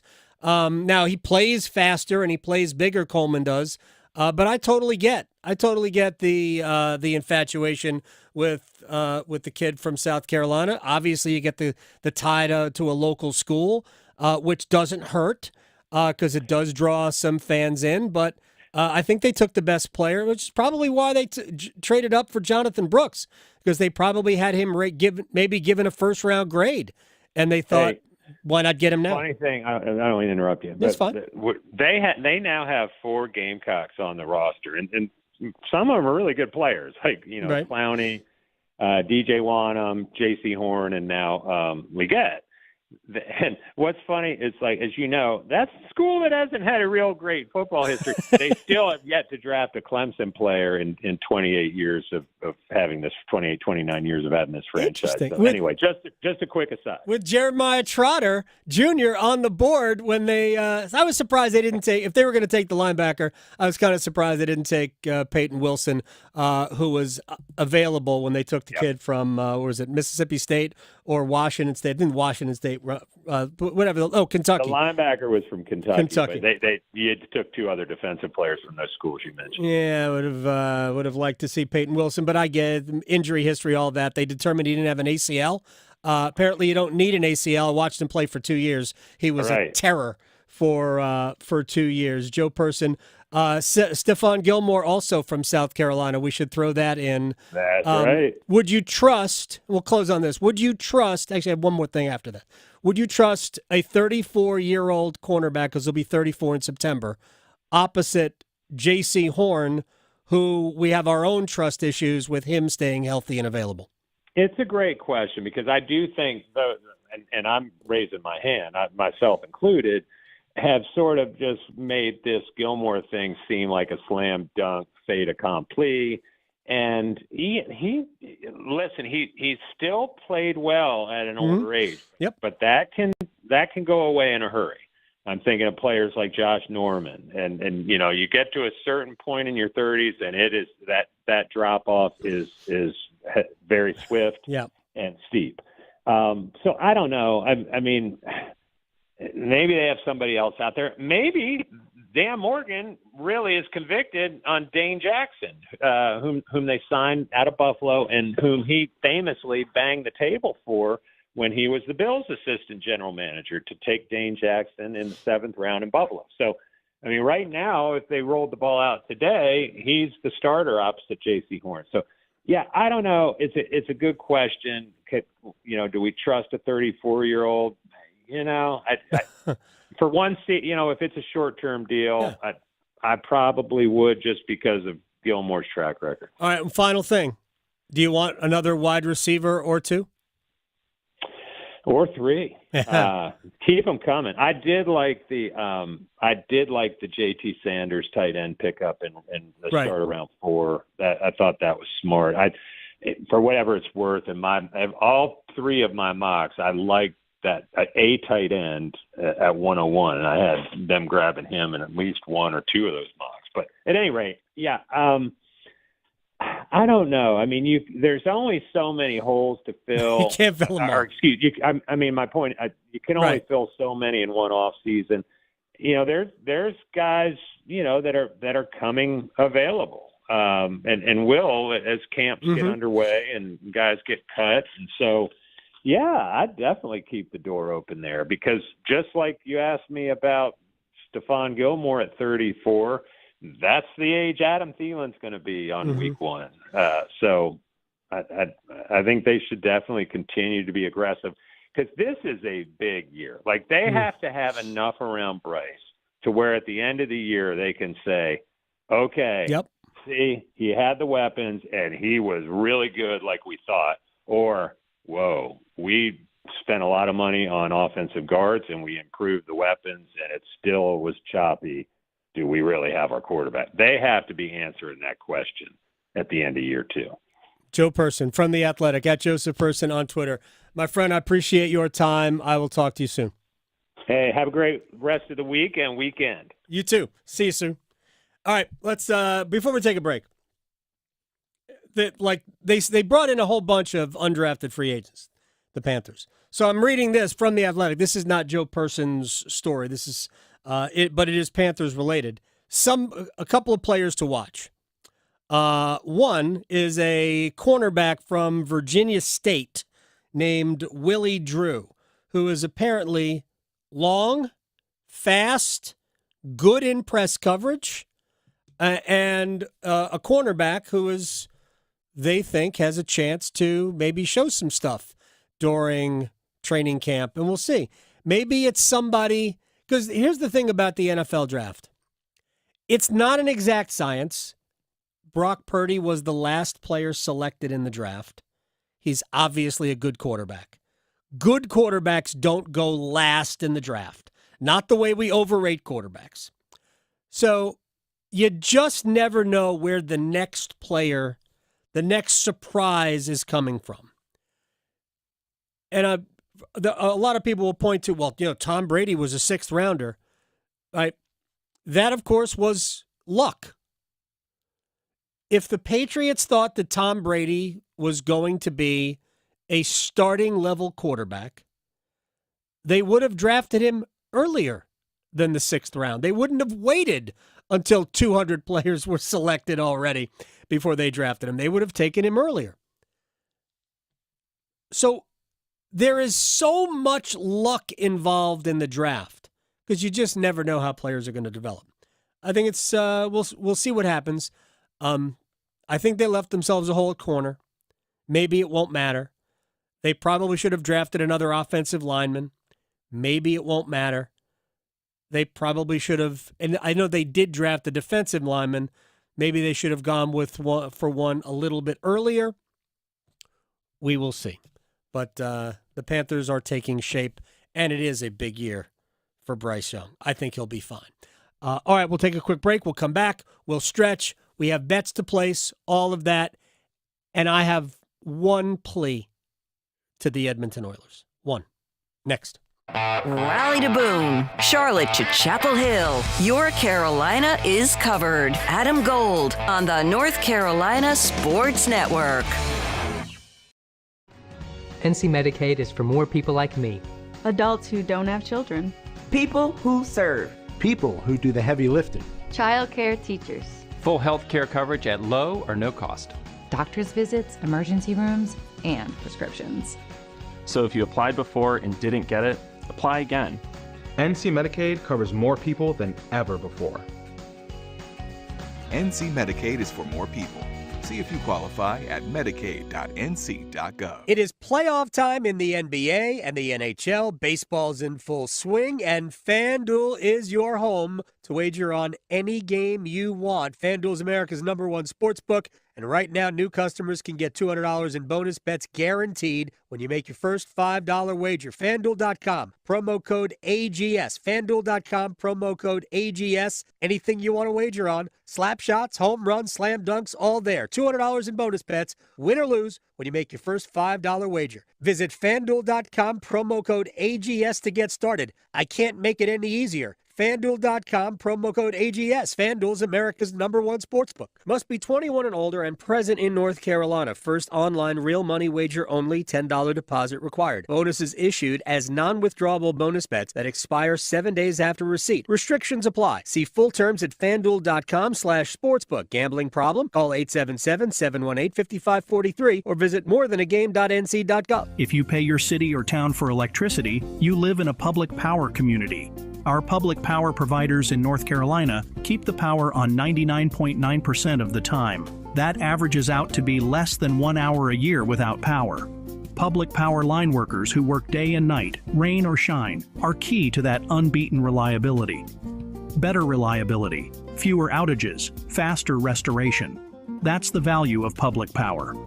Learn more at electricities.com. Hi, Darcy the Cow here for Black Cow, the mature manure. Get a better looking lawn with Black Cow. Apply to your lawn as top dressing and get 10 times more nutrients than topsoil. Black Cow will feed your lawn, your flower beds, and vegetable gardens for up to 3 months. Oh yeah, everything grows better with sun, water, and Black Cow. Black Cow, the mature manure, Black Cow.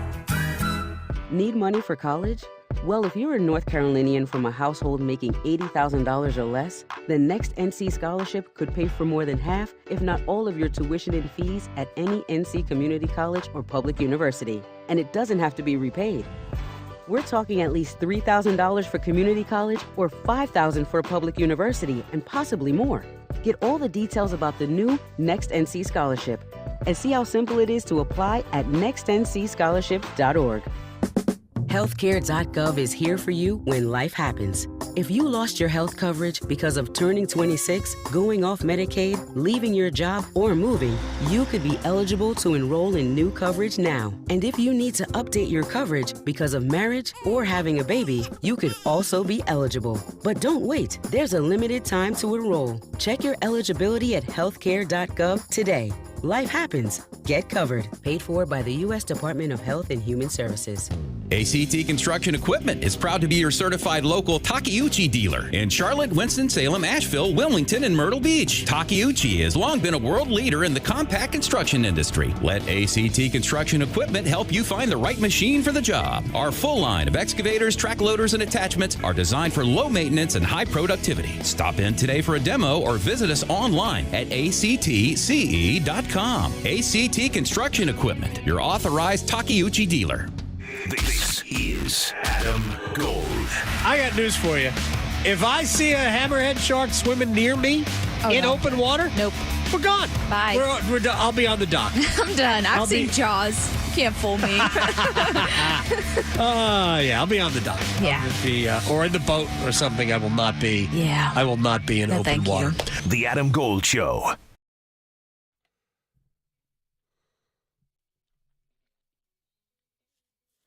It's the Adam Gold Show. I am him. Victoria is producing the program. Wall of Sound, top of the hour. We'll have fresh, hot off the presses stuff from Carolina Hurricanes practice today. And then next hour, our friend Nada the Scribe, Kanata Edwards, will join us to talk a little bit about the NBA playoffs and the extreme lemon booty condition of the New York Knicks right now. Has to be going to Philadelphia for Game 6. Yes, they are one win away from advancing, but no, they don't want to go to Game 7. Philadelphia is uncommonly confident. And Tyrese Maxey is coming off a 46-point explosion in Game 5, which included, 7 points at the end of the game, which in the last 30 seconds, which extended the series, including one where the NBA's 2-minute report said, they missed the travel. Yeah, we all watched it. Of course he traveled. You guys miss travels all the time. That's fine. We should not really be concerned too much with traveling in the NBA. At the start of a move, I'm more concerned than I am with at the end of a move. But, that was an obvious, I don't know how you missed that. But they did, and that's fine. The Knicks will have to suck it up and win a game, maybe on the road. But, boy, Game 7, lemony. It's going to be tough. Lemony all over Madison Square Garden. All right, let's stretch. Okay, so you let me know if this has ever happened at a Mets game that you've gone to. It's been a while. I have not been to a Mets game. I'm trying to think the last one. How about this? Game 4, World Series 2000. Yeah. It's a last Mets game I have been to. I have been to 3 Red Sox and 1 Atlanta Braves game. Yeah. Since I have been to a Mets game. Oh, okay. Yeah, I've been to a Braves game within the last decade, I think. Yeah, they're fun. Going to see my Cubbies, though, this summer. Can't wait.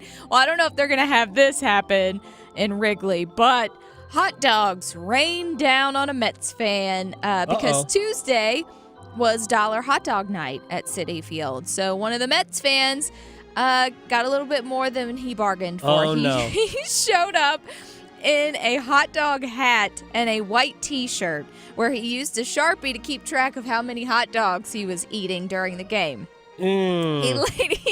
That's not going to encourage anything. He also was keeping track of the beers that he was drinking during the game. Yep. Again, that's not going to attract any attention. So the crowd started cheering because, of course, cameramen do great work with their jobs, highlighted him, and people were throwing hot dogs at him because the crowd was cheering, "One more dog! Right. One more dog!" And so, yes, he kept eating hot dogs and drinking beers. It was all in good fun from this report, but security did get worried that it might get dangerous, so they escorted him out of the stadium. And someone on the subway said they saw him and he was very not sober and also very full. So the Mets that day on Tuesday, a couple days ago, sold 44,270 hot dogs, and according to his shirt, he ate 9 of them and Oh, drank my God. and drank 10 beers. Is this Joey Chestnut? Maybe.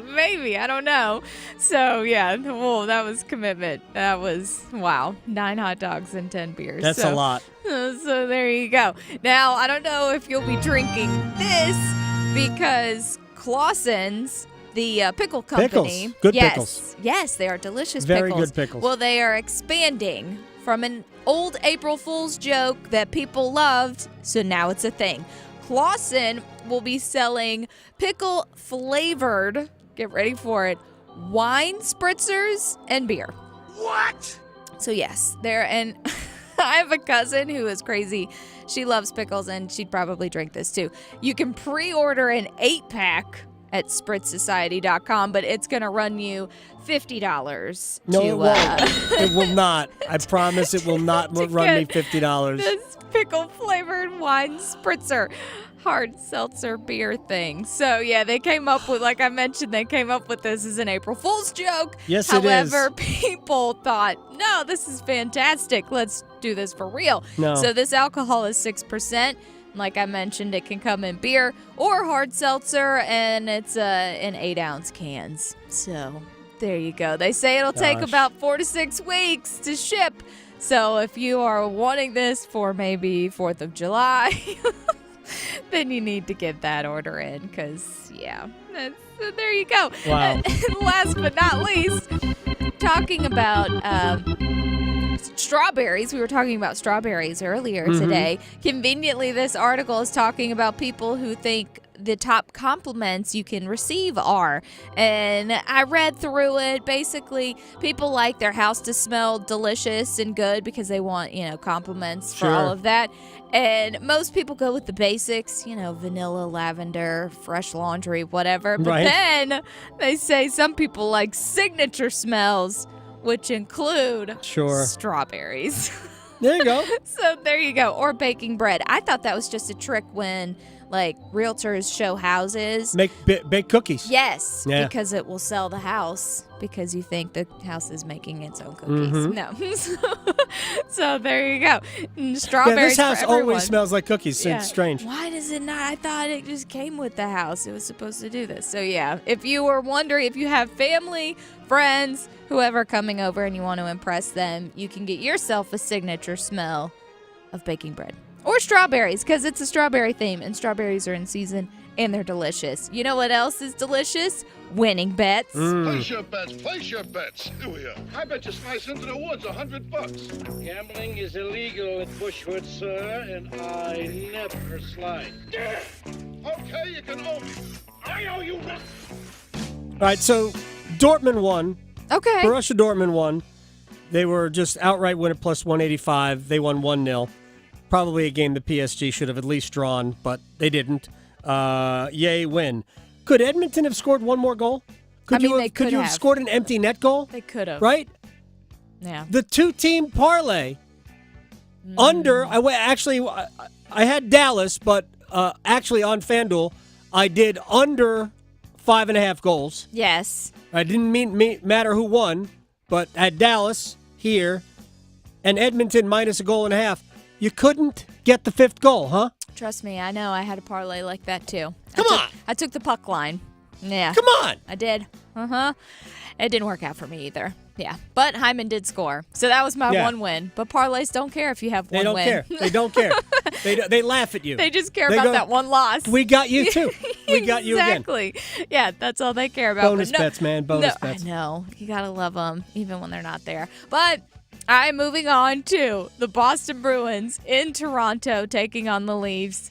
Wow, what a series. I think Boston's going to win this one, and I think Brad Marchand is going to be an anytime goal scorer. He is plus 230. All right. I'm going to go the other way. Okay. We're going to go Toronto and over 5.5 goals plus 255. Oh, yeah. I mean, I would definitely take the over in this game because it's a lot of clinching, like you said, for the other one. I think we're going to have goaltender issues. Yes. Well, and this is why I'm going to go with highest scoring period. I feel like it could be third if it comes down to the wire. Don't be like the Stars and the Knights, the last one, where they basically scored like 4 goals in the first period. Mm-hmm. So, highest scoring period, third. That's plus 220. Tyler Bertuzzi, anytime goal scorer, plus 250.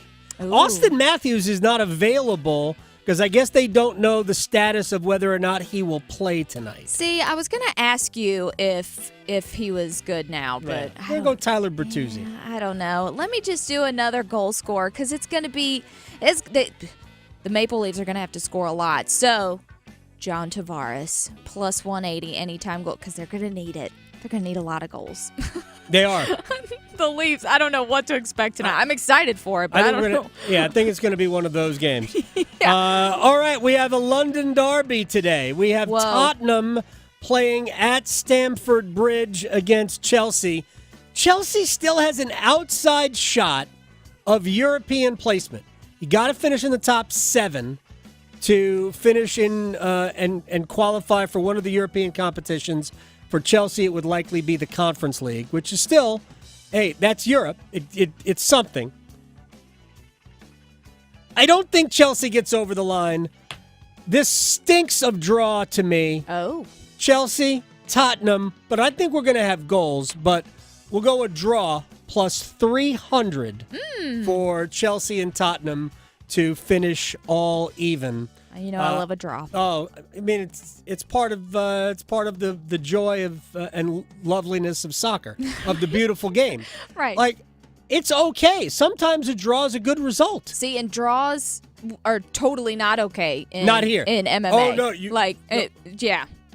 Or in any sport in America. Any American sport. Yes. We will play 500 innings of a major league game in which we play 162. Yes. Nope, we cannot have a tie. Got to be a winner and a loser. Somebody's got to go home unhappy. That's us. It's okay. Some ties are better than some wins. All right? Going beyond the box scores. Adam Gold on the North Carolina Sports Network.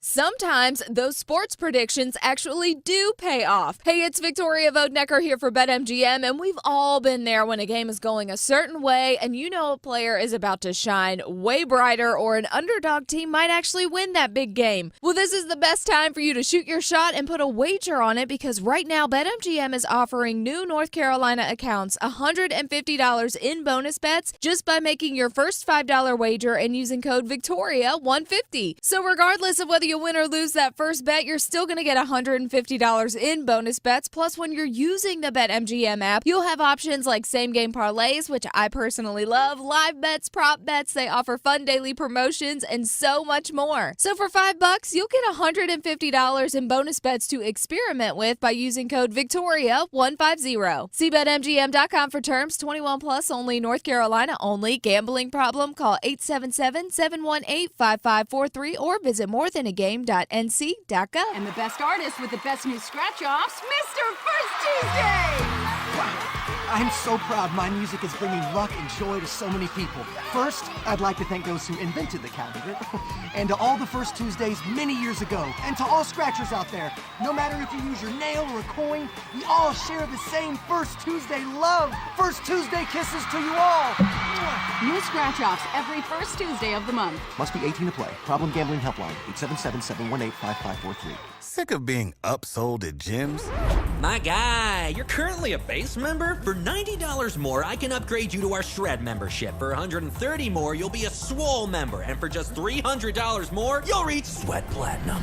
At Planet Fitness, you'll get energy without the upsell. Never pushy, always free fitness training and equipment for every workout. It's fitness that fits your budget. Join Planet Fitness for just $1 down and $10 a month. Cancel anytime. Deal ends Friday, May 10th. See Home Club for details. Direct Auto Insurance is for uncompromisers. The people who refuse to make trade-offs in life, Like Kelly, when her old car insurance got so expensive that she couldn't afford to drive anymore, do you think she started carrying her groceries for miles? No.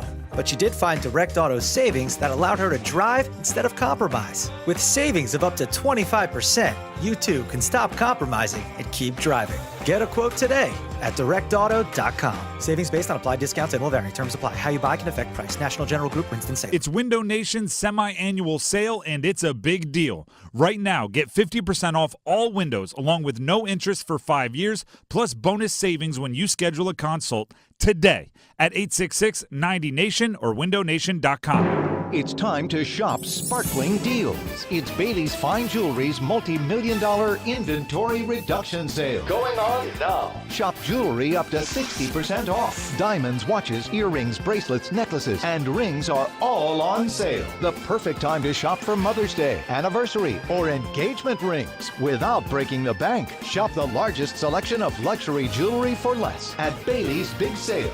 Learn more at BaileyBox.com.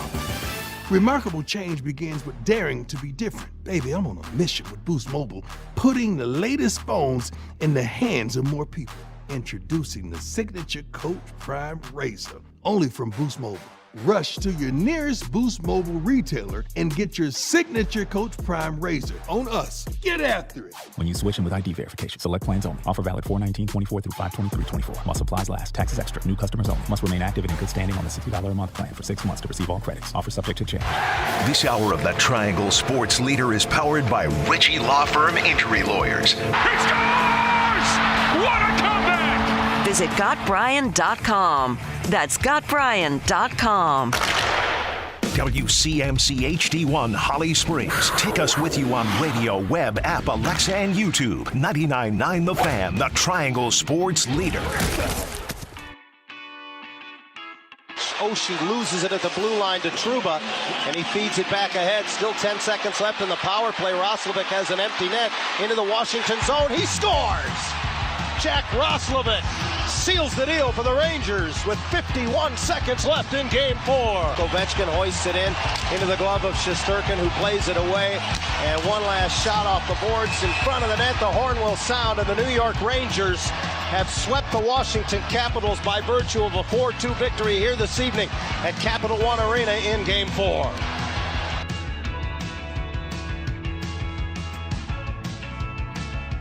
The Adam Gold Show. I am Adam Gold. Victoria producing the program.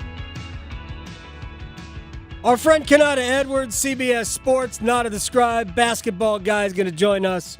Talk about the Knicks and the 76ers.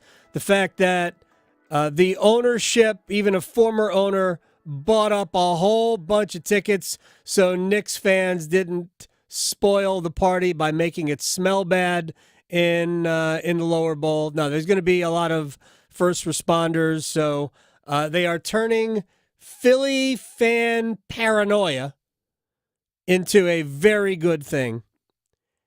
Look, I said this yesterday. I'm a fan of, it doesn't bother me, I shouldn't be a fan. It does not bother me when other people's fans are inside enemy lines, when they're in your building. It doesn't bother me. What's fun is making them quiet and going home a loser. Yeah, that's always fun. Send them home losers, and that's fine. I don't mind them as long as they're not nasty. Like, I can understand, good-natured, good sport type, back and forth. Hard for Rangers fans, by the way. Very difficult. Very difficult. Yes. Just kidding. Not really. But the Hurricanes actually went as far as to geofence second-round playoff ticket purchases to North Carolina, Southern Virginia, South Carolina. Yeah, I know. Just saying. Again, whatever. You do what you do. You do you. I know of other teams that have done that sure. multiple times. Absolutely. Mm-hmm. And by all means, it doesn't bother me if you do that either. No. If they're going to sell them. Just make them work a little harder if you want to come here. Right. You can always get tickets, right? Yes, there's ways. Look, we've had that done before, but a lot of times it is done to prevent scalpers, right? But frankly, there's no such thing anymore since the secondary ticket market is 100% a legitimate business. Teams are involved in it. Yeah. Teams are involved in the resale of their own tickets. Same logic with gambling. Absolutely. Yeah. Hey, we can make money at it. Oh, let's do it. It's Yes. fine. Scalping is Let's fine. not make it shady. All right, we're going to talk to Not of the Scribe in a minute, but first, Wall of Sound. The wall of sound is a function of this studio. There's no doubt about it. All right, let's get to new stuff from PNC Arena. Canes practiced today. So here was the first time for Rod Brind'Amour to address the non-issue of the contract. Yeah, I had a great conversation yesterday with Don, and then again this morning, and I feel really good that we'll figure it out quickly. And I'm not concerned. It's not an issue. See, not an issue. Again, I think somewhere between an annoyance and normal negotiation. Not unhappy, not, oh my gosh, there are so many teams out there that would, yeah, they should. You know, if Toronto loses the series and they want to move on from Sheldon Keefe, if I were the Maple Leafs, I would back up a Brinks truck to Brind'Amour's house. I would. Right? St. Louis, the team he broke in the NHL with. I'd do it. Right? I think there are teams who would fire their coach to hire Rod Brind'Amour. He's not available. No, he's ours. You can't have him. It's not just that he's ours. Sorry. Right? It's that he isn't interested in being the coach of another team. He just wants to be this team's coach. And when he's done being this team's coach, I think he's done. He's going to go be his own team's coach. Yeah, he's going to go play pickleball with Justin That's Williams. right. That's all they're going to do. He'll be a pro. All right, here's the head coach. You asked me in the first one-timer question what I'm thinking about with the Rangers. First thing I said was the Matt Rempe situation. So Rod was asked about Matt Rempe. Well, yeah, he's certainly been impactful. You know, like you said, he has maybe not played much, but the time he's been out there, you certainly notice him. Big physical guy, and he's, certainly doing his job that they want him to do. So they got a lot of other guys we got to worry about. I love how diplomatic that was. He's doing what they want him to do. Yes. Which is be an intimidator. Mhm. That's what they want him to do. So a distraction. That's the whole plan. I do think that the Rangers are going to use Matt Rempe in the first period, maybe first two periods, to try to create havoc, to keep Carolina wondering where's that big number 73. Yep. Look, he's huge. He's very big. He is enormous. I don't know how tall he is, but It's like 6'8". Yeah, it's ridiculous. Like, we've seen Zdeno Chara. Chara was 6'9". Yep. Playing in the NHL, and an elite player, and a physical player too. He was. But you can be a physical player and be like excessively big and not be a goon, but that's what Matt Rempe is. He's a goon. Yeah. So we'll see how all of that transpires. But it's all designed to get Carolina thinking about him and not about other players. Here's Rod, or is this Seth? This is Seth. Yes. Right? This is Seth Jarvis on basically his role and the Canes' power play. Yeah, we got to obviously keep the special teams going well, but the power play's got to, the 5-on-5's got to step up a little bit more. That's where usually our bread and butter is. We've had a little bit of success, but not as much as we want. And we know that last series we had a few games that we didn't play very well, and we needed more out of each other. But I think this series we're going to be a lot more focused on that and making sure that's effective. 5-on-5 play. Yes. That will determine who wins this series. I expect the power plays cancel each other out. I suspect because both teams have excellent penalty kills that we'll see not limited contributions from the power play, but in the neighborhood of 25%, 1 out of 4, right? That's where I think we're probably going to be. I don't think we'll see a massive deluge of power play goals. If that happens, then the team that has that will win the series. Guarantee it. But I do think that everything we're talking about. 5-on-5 play, even strength play will determine who wins. Here's Sebastian Aho on how they played against the Islanders and what needs to get better. Yeah, I mean, it doesn't matter how bad or well you played in the first years. All you want to do to punch the ticket the second round, right? And we were able to accomplish that. And now, obviously, you go farther. You go, you play teams who already beat their first rounds, and it's going to be tight match. Obviously, they're great teams, so you gotta be able to elevate your game and build your game, and obviously that's what we try to do all year, and no different now. Aho, Gensel, Svechnikov. That's going to be Carolina's key. There's a lot of ways to look at it. You can say that the Aho line and the let's just say Trocheck, Panarin, and who is it, Lafreniere. Like that line. Maybe they cancel each other out. That's the Rangers' top scoring line, I believe. Yeah, I would say so. Not Zibanejad, Kreider, and whoever's playing with them up top. But I think it's the Trocheck, Panarin line. At least that combination. So Panarin all by himself. Panarin had 120 points this year. Vinny Trocheck had a great year. He did. A great year for the Rangers.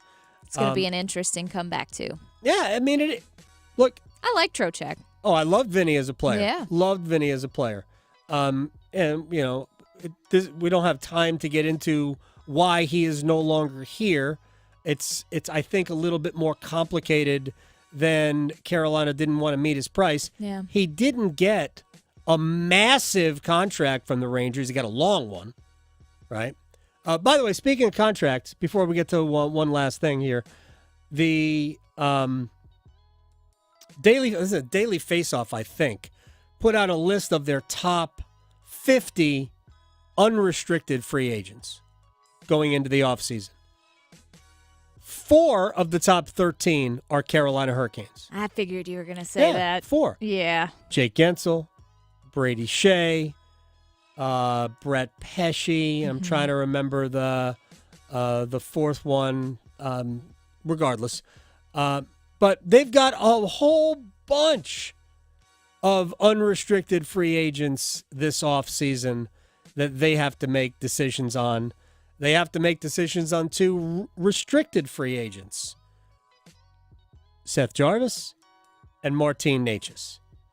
I'm telling you, they got to sign Seth to a long-term deal. Have to. If you don't, I'm going to say the price will go up 40%. Did we not learn anything with Aho? Let's not do that. A long-term deal today probably looks somewhere in the area of between 8.5 and 9. Wow. I think that's what an 8-year deal looks like today. Yeah. And maybe it's a little bit lower simply because, you could do a short-term deal for less money, which they could do. But I don't believe. I think they're good. I think it should be 8 times. Let's just say 8 times 9. And because if you wait 2 years, the number's going up. Mm-hmm. The number's going up. Yeah. And so why wait? I know.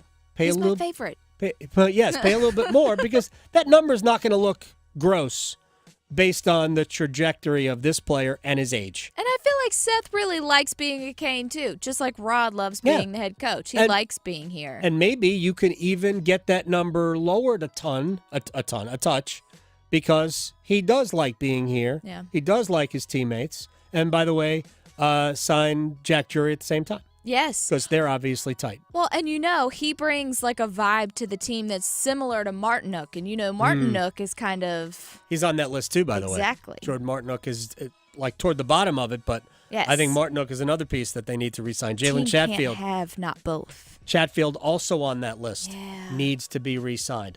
All right, let's take a break. Kanata Edwards, Nada the Scribe, on Hoops, on Philly, New York, on the future of the Lakers and their potential head coach opening And J.J. Redick may be a Hornets coach, but maybe a Lakers coach. Next.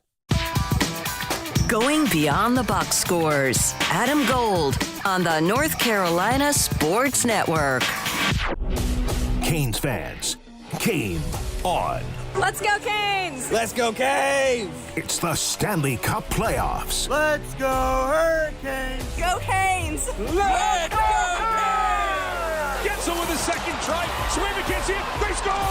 Rebound score. Seth Jarvis. What a save by Anderson. Ride with us for every heart-stopping game. 99.9 The Fan, the Triangle Sports leader.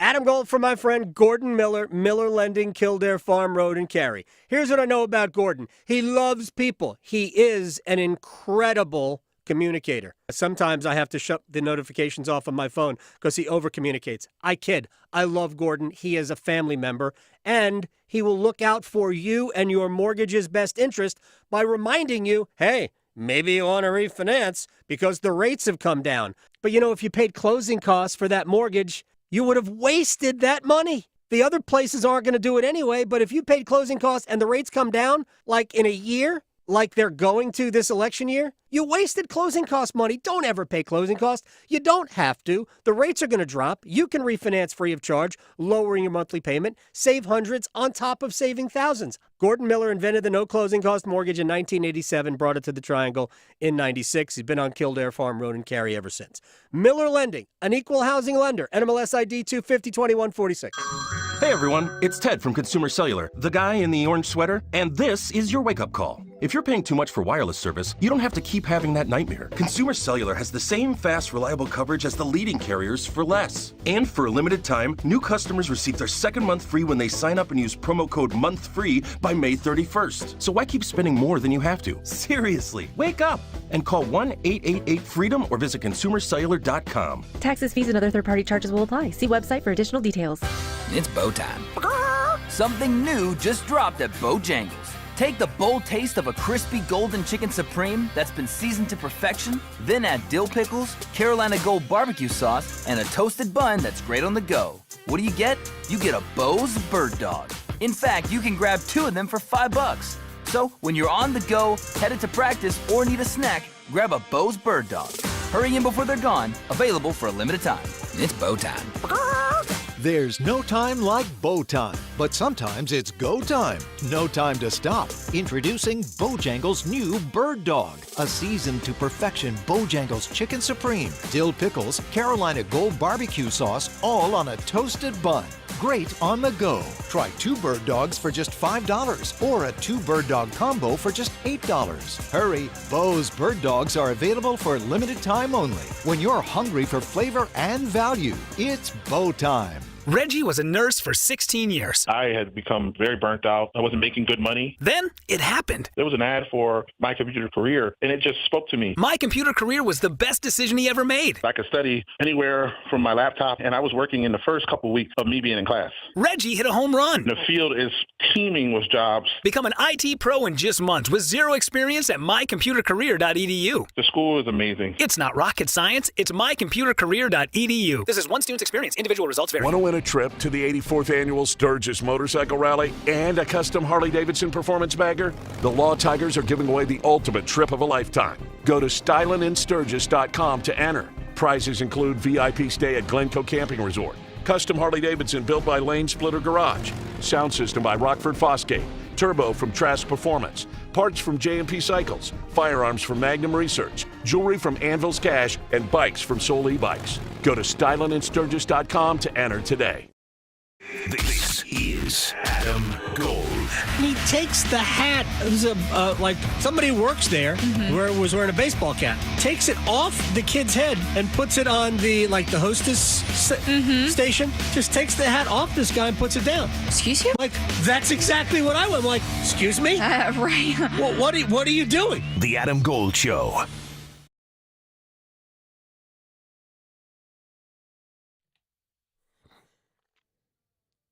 See Adam Gold Show. I'm Adam Gold.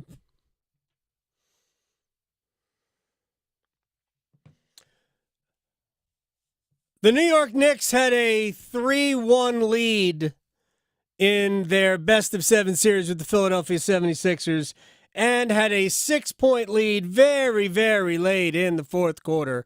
And then it just all went haywire.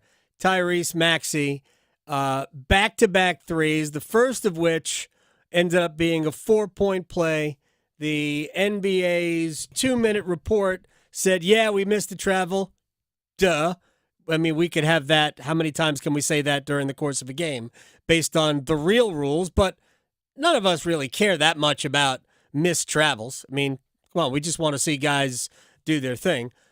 But the Knicks gave up a 6-point lead in the last 30-some-odd seconds, and now are going back to Philadelphia for a Game 6 that they don't want to play. This is going to be hairy. Kanata Edwards, my friend, at Nada the Scribe on Twitter from CBS Sports, joins us on the Adam Gold Show. All right, my friend, how much lemon is there in the air around the Knicks right now? I would say just as much as there's angst about Rod Brind'Amour signing back up. That is not. There's no angst there. He's gonna sign. He's gonna sign his contract. Manufactured angst. I don't think there should be that much angst. For the most part, the Knicks have been the better team in how many of these games at this point? Like, they made a mistake. They had a mental lapse, an unusual Tom Thibodeau team mental lapse. Okay. I don't think there should be that much angst in a Game 6. Because you still have Game 7 at home, but then again, this is the Knicks. There's a lot of this that I understand. Like, I'm not worried about the Knicks just yet. And besides, this is you only have angst about the Knicks if you only had expectations in them. And I've never had expectations, so that's what makes me feel even better about this. Right, but there are the city of New York definitely has angst about this. Who's the best player in the series? Brunson, barely. I think Embiid's been good. I think Maxey's been a revelation. Yeah. But I think it's still Brunson. I think Brunson has been – because Brunson's doing a lot of the heavy lifting himself. There's not a Julius Randle there. Yeah. There's not – it's Brunson. I like OG and what he does defensively. He's not carrying the offensive burden. What we're seeing is the 2011 MVP season from Derrick Rose just slightly muted. That's what we're seeing from a guy like Jalen Brunson right now. How many people missed that? That signing was, the way I looked at it, really? You paid that much for Jalen Brunson? Are you nuts? He's better than the contract. He's much better than the contract, but it's one of those things I don't think even Rick Brunson, who is on the staff there at the Knicks, I don't think his own father saw this coming. I do believe that there was an upside to this because of the way Luka plays, and it does kind of diminish whatever Jalen Brunson can do. At the same time, I don't think anybody saw this coming, and you know what? That's okay. This is one of those things where it worked out for Knicks fans. It only happens once every 30 years. I think we can enjoy it for what it is. All right, so you have no qualms. Knicks are fine, even if they lose Game 6 tonight. Because, yes, only because, tell me what the status of Joel Embiid's knee is going to be. He's going to play. He's going to figure it out. He's going to figure it out, but that is a ticking time bomb. Do we not agree? Yeah, but it won't explode till after the series. Embiid has been great until the fourth quarter, right? Yep. Basically in this series. At that point, it becomes Tyrese Maxey's show. Well, yeah, it has, and it's needed to be because, quite honestly, there's no one else that's stepping up. Tobias Harris is an upcoming free agent, and he's not doing very well. He's not speaking very well for himself going into the summer. I like Nick Batum. Nick Batum is who he is. Kelly Oubre, for all the hippiest stuff that he does, I like him. He's very, very, very, very, very entertaining. But at the same time, he is who he is. This is the Maxey show, and this is the Embiid show for as long as his body holds up, and then it's Maxey taking over to close the show. It's nothing that we haven't seen. We've seen dynamic duos like this before in the NBA. Yeah, I'm not sure this has been an entertaining series other than the drama of it. The basketball has been, it has reminded me too much of the 90s, which is an era of NBA basketball that even as a Knicks fan, I hated. I despised that era of basketball. I'm glad it's over. I'm glad we have scores generally that reach the hundreds on a regular basis. That's just me. Well, yeah, I get it, but when we get Nick Nurse versus Tom Thibodeau, what did we expect? No. What did we think we were going to Like I said, this series has resembled, 1995 basketball. Yeah, it's just if rest his soul, if Anthony Mason walked out in the court, I'd believe it. Right? Yes. I loved Anthony. I was huge. That's what Knicks fans and Hornets fans, they share that, just like Larry Johnson. They share that that Anthony Mason history. All right, to the Hornets. What do you make of J.J. Redick and him possibly being the head coach? I actually think he ends up somewhere else if he's a head coach. I think it's a completely unserious hire. I'll be honest with you. It's not one of those things that I'm aiming to, there's a whole bunch of bated breath and I can't wait to do this. Quite honestly, if your search is taking you to a broadcaster that only has coaching experience with his 10-year-old, that means to tell me that your coaching search is a disaster at this point. And at this point, you need to go get someone with experience. And it doesn't help that you have probably the Phoenix Suns job opening and you have the Lakers job opening, because when Shams Charania posts 2 postmortems before the body's even cold, that generally tells you changes are coming. Right. So what do you make of the fact that, look, I think we all agree that Redick is a smart basketball guy, and I think he's going to be a head coach, whether it's now or down the road, whether he's ever an assistant or not. But JJ has been on every podcast, including 2 of his own, known to mankind, one of which he is now doing with LeBron James. Mm-hmm. You make anything of that? That means he's trying to expand his coaching profile beyond the Charlotte Hornets. Mm-hmm. That's really what this is. This is literally his form of a job interview. See how smart I am. See how smart I am. See how knowledgeable I am. See how relationally I get along with LeBron. Yep. A lot of this is job interview stuff, but at the same point, coaching isn't about just the X's and O's. It's also about the relationships and how your relationships go. And that's the big unknown between that and knowing actually how the back of house works. There's certain things that you understand as a player, I get. There's certain things about the coaching, back of house, relationships, film work. Are you willing to are you willing to do all that? And I have legitimate questions if J.J. Redick is prepared for the entire thing. Because remember, this is a guy who retired early because he wanted to spend more time with his kids. So you mean to tell me he's going to be willing to say, you know what, I'm tired of hanging out with the kids. I'm tired of coaching 10-year-olds.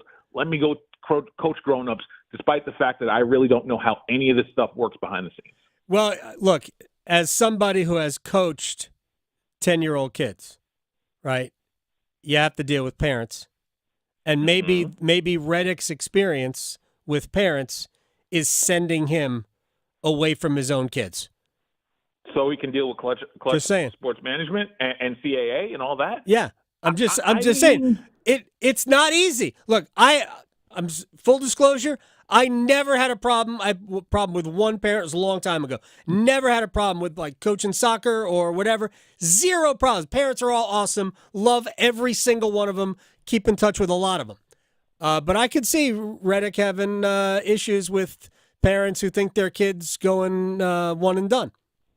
Here's the thing. I understand, again, the parents chasing people out of the profession. Yeah. Those parents don't send stuff to Shams when you don't play them.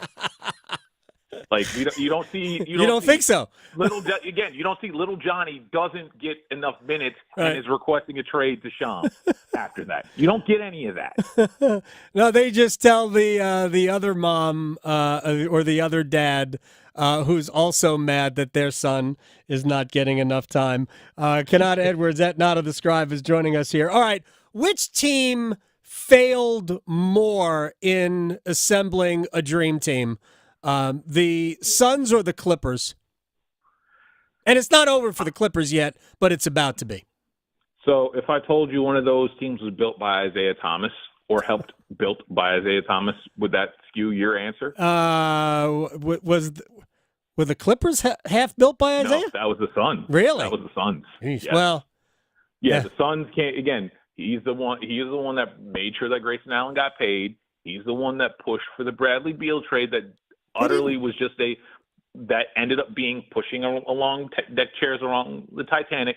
There's a lot of this stuff that is Isaiah Thomas is Matt Ishbia's right-hand man in this. And so I think by default, the answer is Phoenix. I didn't think, first of all, I feel really bad for Matt Ishbia. No, I don't. I will never forget the person who tried to keep the ball from Nikola Jokic and then flopped like he was drawing an offensive foul. I will never forget that. My opinion of him is forever because of that. So I feel no empathy towards the Suns' plight, but they are in the worst. They're in a Brooklyn Nets-esque position.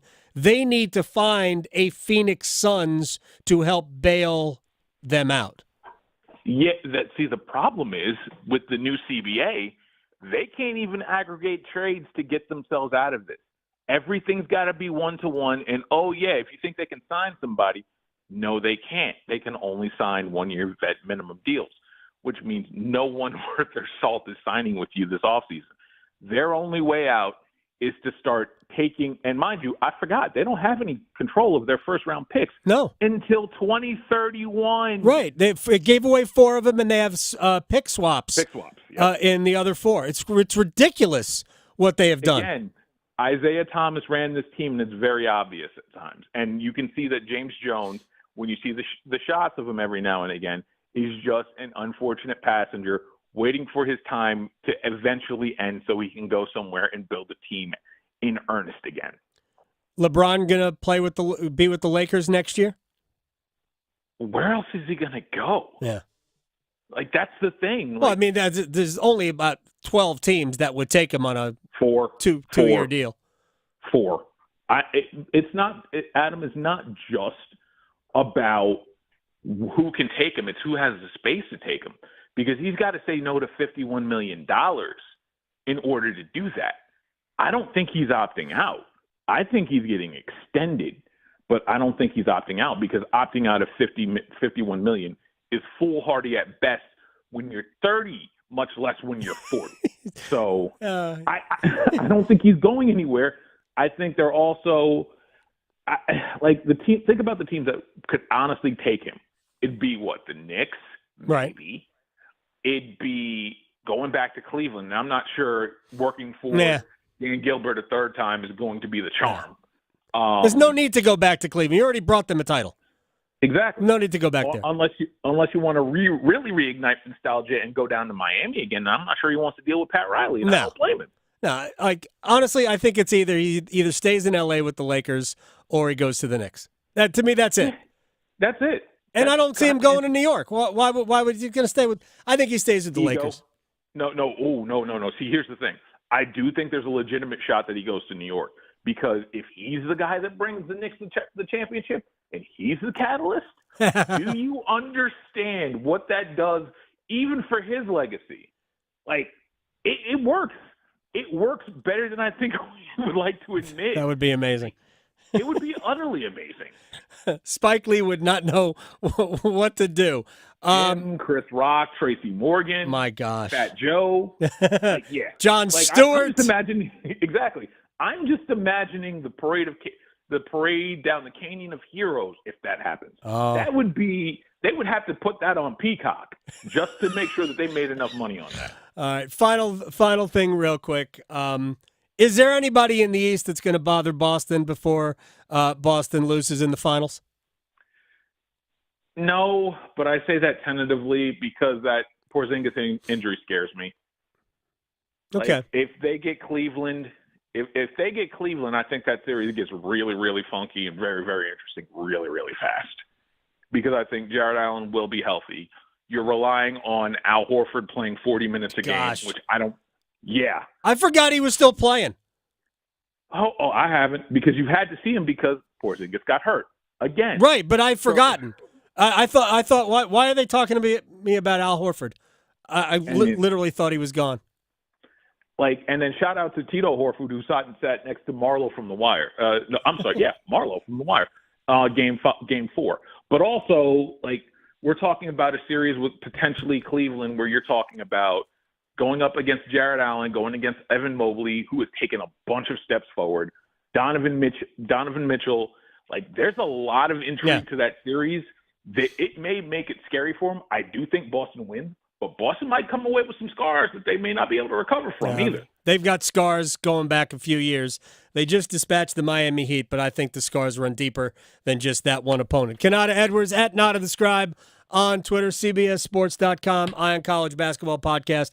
All right, my friend, I will talk to you very soon. Be well. Go Rod Brind'Amour. Absolutely. Canes and 6, baby.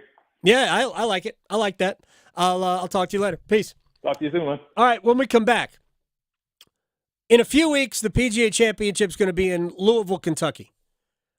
A year from now, the PGA Championship is coming back to Charlotte, to Quail Hollow Club, where Justin Thomas won his first major championship in August, when the PGA Championship used to be held, of 2017. They actually moved the PGA Championship really to get away from the Olympics, because now golf's in the Olympics for some silly reason. But the tournament's going back there. We'll talk to the championship director, Jason Susi, about preparations and maybe even kind of give you a hookup. Next. Serving it up hot and fresh every day. Adam Gold on the North Carolina Sports Network. Your background may not include agriculture, but 2 years at the Agricultural Institute will prepare you for a career in it. Whether you are a military veteran with an arsenal of skills, kickstarting your second career, or about to graduate high school, the Agricultural Institute at NC State University is the right place for you. Nurture your passion and find your career. Learn more about our program online by searching NC State Ag Institute. Deadline for fall enrollment is June 1st. 2 years, 1 degree, endless possibilities. It is playoff time in the NBA and the NHL. Baseball's in full swing, and FanDuel is your home to wager on any game you want. FanDuel is America's #1 sportsbook, and right now new customers can get $200 in bonus bets guaranteed when you make your first $5 wager. FanDuel.com, promo code AGS. FanDuel.com, promo code AGS. Anything you want to wager on, slap shots, home runs, slam dunks, all there. $200 in bonus bets, win or lose, when you make your first $5 wager. Visit FanDuel.com, promo code AGS to get started. I can't make it any easier. FanDuel.com, promo code AGS. FanDuel's America's #1 sportsbook. Must be 21 and older and present in North Carolina. First online real money wager only. $10 deposit required. Bonuses issued as non-withdrawable bonus bets that expire 7 days after receipt. Restrictions apply. See full terms at FanDuel.com/sportsbook. Gambling problem? Call 877-718-5543 or visit morethanagame.nc.gov. The Body Armor State Games are coming to Charlotte this June. Registration is open to athletes of all ages and skill levels in 25 different sports. The Body Armor State Games features 13,000 athletes and 700 teams. Don't miss out on North Carolina's largest sports festival of the year. Visit bodyarmorstategames.org today. The Body Armor State Games are proud to partner with Truist, Harris Teeter, and Blue Cross and Blue Shield of North Carolina. If you pay your city or town for electricity, you live in a public power community. Our public power providers in North Carolina keep the power on 99.9% of the time. That averages out to be less than 1 hour a year without power. Public power line workers who work day and night, rain or shine, are key to that unbeaten reliability. Better reliability, fewer outages, faster restoration. That's the value of public power. Learn more at electricities.com. Hi, Darcy the Cow here for Black Cow, the mature manure. Get a better looking lawn with Black Cow. Apply to your lawn as top dressing and get 10 times more nutrients than topsoil. Black Cow will feed your lawn, your flower beds, and vegetable gardens for up to 3 months. Oh yeah, everything grows better with sun, water, and Black Cow. Black Cow, the mature manure, Black Cow. Think earning a degree is out of reach? Well, if you're a North Carolinian from a household making $80,000 or less, it's time to think again. Because the new Next NC Scholarship could cover all of your tuition and fees at any of the 58 NC community colleges. Or at least half, if not all of your tuition and fees at one of the 16 public universities across the state. The best part? It doesn't have to be repaid. See if the Next NC Scholarship could be the opportunity for you and how simple it is to apply at nextncscholarship.org. Healthcare.gov is here for you when life happens. If you lost your health coverage because of turning 26, going off Medicaid, leaving your job, or moving, you could be eligible to enroll in new coverage now. And if you need to update your coverage because of marriage or having a baby, you could also be eligible. But don't wait. There's a limited time to enroll. Check your eligibility at healthcare.gov today. Life happens. Get covered. Paid for by the U.S. Department of Health and Human Services. This is Adam Gold. North Carolinians wagered $659,308,541 on sports. It's a little bit. Treat it as entertainment only. Just look at it as fun. The Adam Gold Show. It's the Adam Gold Show. I'm Adam Gold, Victoria, producing the program. We're going to check in with Jason Soucy, who is the tournament director of the PGA Championship, coming to Charlotte, Quail Hollow Club, next May. This year's PGA is at Valhalla in Louisville, Kentucky. That's where Rory McIlroy held off Phil Mickelson and Ricky Fowler, among others. I think Bernd Wiesberger was also in the hunt. Jason Day was a contender there, but McIlroy won it. It was his final. Could be. I mean, he hasn't won one since. That's the last major he won. We are coming up on the 10-year anniversary of that. That was, of course, in August of that year, but it's been a long time for Rory. Either way, Quail Hollow Club in a little bit more than a year for that. We'll talk to Jason Soucy. He'll be in studio with us in a second. Before we do that, quickly, I know Rod Brind'Amour talked to. We have the Rod clip, right? I just want people to hear this. This is Rod on his contract today. Yeah, I had a great conversation yesterday with Don, and then again this morning, and I feel really good that we'll figure it out quickly. And yeah, I'm not concerned. All right, he's not concerned. Apparently, the national media has been, and part of me thinks that the national media, I mean, I hope anyway, that the national media knows what they're doing and they're trying to help Rod out. Yes. Right? That's what I hope. Same. Because 3 years ago, we went through the same thing. There were a bunch of teams looking for a head coach, including, I believe, Philadelphia. And Rod is revered there, like he is revered here. And Rod came back. And he came back on really a cut rate contract, which is likely, this one won't be cut rate. I mean, there's no way that you can get away with not, my prediction, really doubling his salary. That's how low his salary is, honestly. He's still among the lowest paid head coaches in the NHL. Like, I think Rod is going to get up into the middle to upper half of the league in terms of head coach compensation. But it's about more than that. It's about the assistants. It's about Chris Huffine, the video coach. It's about the other support staff, Billy Burniston, things like that. It's about compensating them because Rod recognizes that even in coaching and preparation, hockey's a team sport. And one of the beautiful things about this Hurricanes team is that Tom Dundon has recognized that, which is why he's trying to fit as many good pieces with maybe not great contracts, but maybe on the low side of fair contracts into the salary cap structure, which is something you have to do, which is why it'll be interesting to see what happens with Seth Jarvis or Martin Necas or Jake Gensel if they try to bring him back, or Pesce or Shea. There's so many unrestricted free agents. But really quick, back to Rod. I wish the national media had recognized what we know and what I've been saying for a long time. Rod doesn't want to be an NHL head coach. He wants to be the Hurricanes head coach. Those are two different things. It's not a job.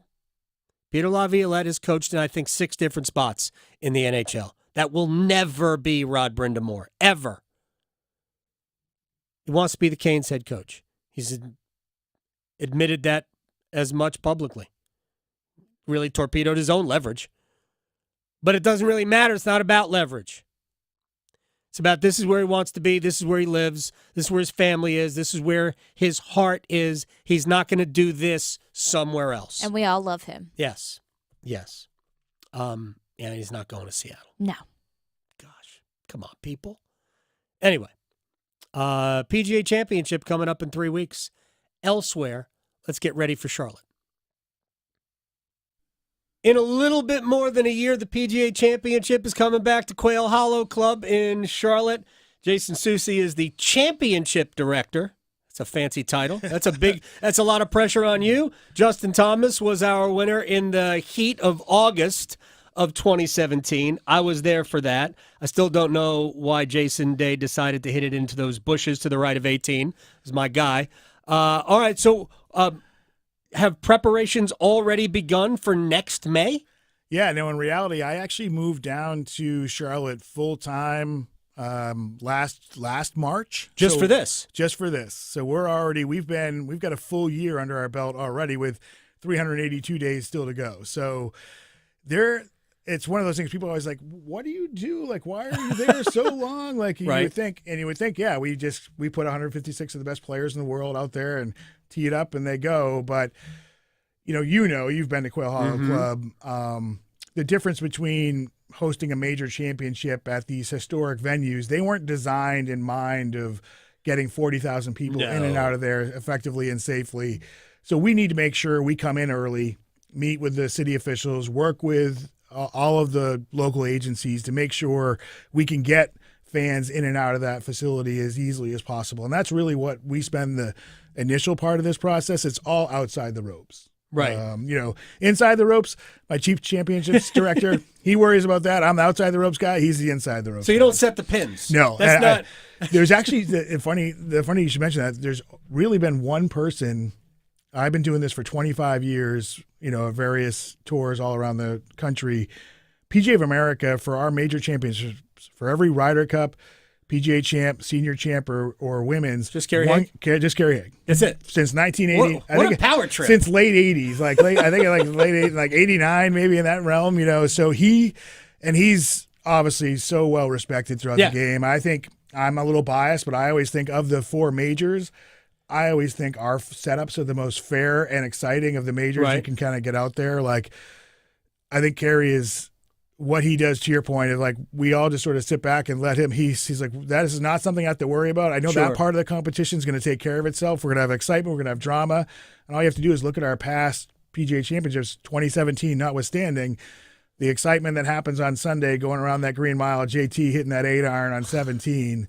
So my hope is I need to do my job outside the ropes, and I'm pretty sure next May, inside the ropes will take care of itself. Yeah, that was fun. Kevin Kisner was in it. Jason Day was in it really until Saturday. Until I don't know what he was doing on that. I was a huge. I love Jason Day. Well, he was. That's probably been the most recent stretch of golf that with anything close to what Scotty Scheffler is doing right now. I was going to ask who's going to finish Jason second Day in that period, because like he was. Who's finishing second to Scotty Scheffler, Jason? That's what I need to know. Well, I mean, Scotty does have a life event coming up here, and we all, we'll have to see. Like everything does change when the first child comes. I think all the other players are probably hoping that Scotty wants to be they want him to be the number 1 dad in the world instead of the number 1 player in the world. So it's impressive. I worked with IMG back in Tiger's heyday, so we haven't, other than the little stretch that Jason had, the stretch maybe VJ had. Other than Tiger, there hasn't been dominance out there like this. No, we're entering Scotty versus the field territory, and we really are. I mean, statistically speaking, in the performance, he's won 5 of his last 6 events. Yeah, which is incredible to think Very of. Nelly Korda-like, by the way.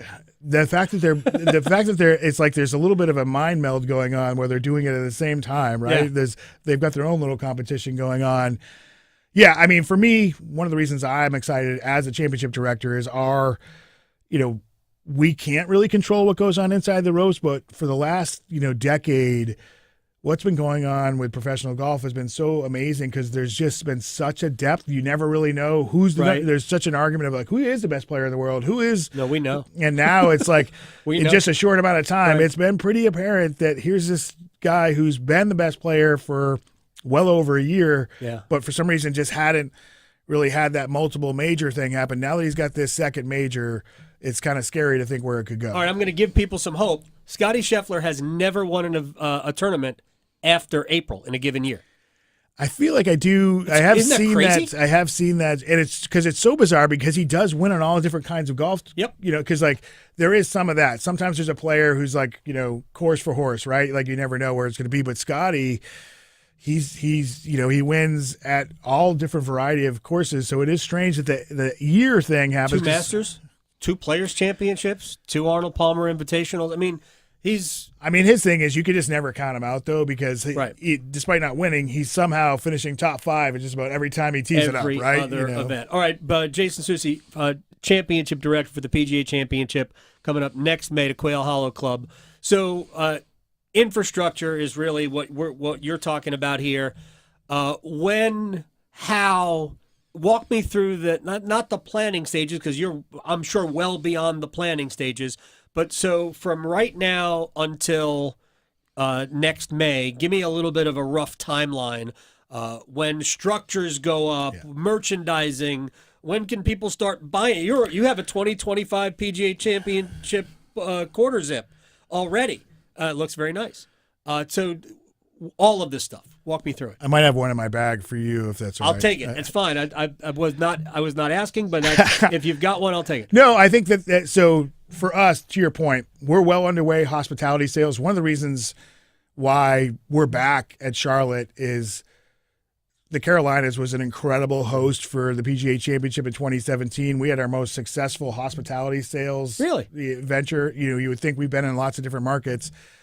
We do love our golf here. I was just going to say, Carolinas is such a hotbed for golf. There's so many amazing We got courses, a little thing coming up tournaments. in a couple of months here. Exactly. Like with Pinehurst, what they've been able to develop down there over the years, obviously it's from an East Coast perspective, there's no other place you would think of if you're going to do a boys weekend away for golf that it's pretty much starts at Pinehurst and then move on to option 2.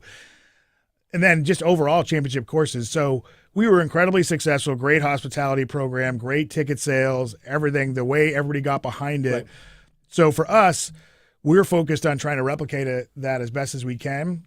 One of the things that has changed since 2017 is we're offering what's called a Championship Plus ticket, where any tickets that we sell for the PGA Championship next May will be inclusive of complimentary concessions. So you buy your ticket in advance, you're at a major championship, you're not going in your wallet. Anytime you stop at a concession, anything non-alcoholic beverages, food is going to be complimentary each time you go back. Really? There. Just again to help it maybe feel a little bit more elevated out there. Alcohol is additional. Sure. Hospitality is usually inclusive, but that's sort of like the 2 different tiers there. But from our perspective, that's exciting because our tickets typically sell out, 8 to 10 months in advance. Mm-hmm. So for us, that's why we're out here talking now, because we have a free, no obligation ticket registration program. So if you want to come to the major championship next year, get on pgachampionship.com/2025, register for tickets. That'll allow you we'll start contacting you once tickets go on sale this summer, allow you to make your decision of like what you might want to buy. Okay, cool. Competition rounds are essentially probably going to sell out to those only registered. Usually we might sell 80% of total tickets to the registration program. Okay. So from my perspective, that's why we're trying to communicate that now since, for planners, want to start planning. What's great about Charlotte is you don't necessarily need to be a golf fan to come enjoy a major championship in Charlotte because there's so many other things. There's the hotels, the restaurants, all that. That's one of the reasons it was so successful in 2017 is we had corporate partners that could be like, I can invite I might have a guest who's a huge golf fan, but they can bring their spouse, their Charlotte's kids. an awesome town.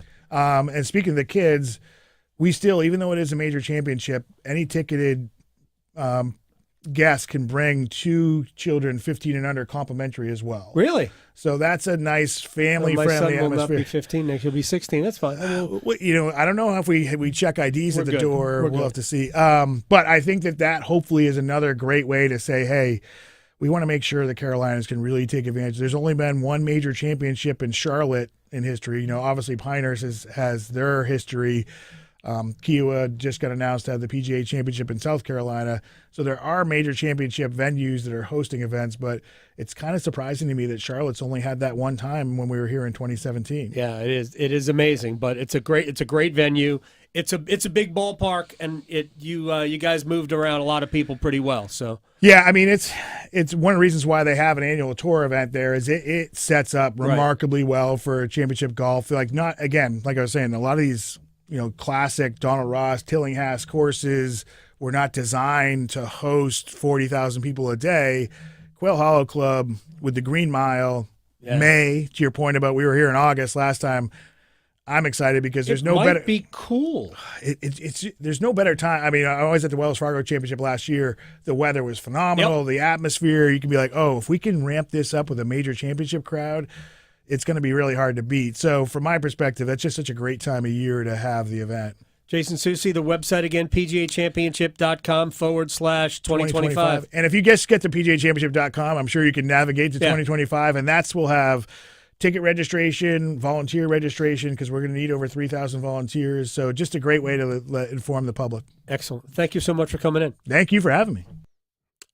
You notice I changed shirts immediately. I know, it was very fast. Immediately. That's how fast I changed shirts. Real quick, while we're on the subject of golf, Tiger Woods has been extended and accepted a special invitation to this year's U.S. Open. I think he was not an exempt player for this year's tournament. He is a past U.S. Open champion, 3 times a U.S. Open champion. But the U.S. Open only carries with it a 10-year exemption. So that ran out of several years ago. And I'll just say this. I do not expect him to contend, but it wouldn't be crazy if he was around the top 25. Pinehurst is not a difficult walk. I think Tiger might actually do fairly well, even if he's wearing Sunday red, which is not awesome. Thank you, Victoria. See everybody tomorrow. Serving it up hot and fresh every day. Adam Gold on the North Carolina Sports Network. Adam Gold from my man, Coach Pete D'Arruda, Capital Financial Advisory Group in Apex. If you're like me, you got up this morning and, man, you know what? I wish I could just roll back over and go to bed. Oh, are you thinking about retirement? Then you need Coach Pete D'Arruda, who has a game plan to get you to total financial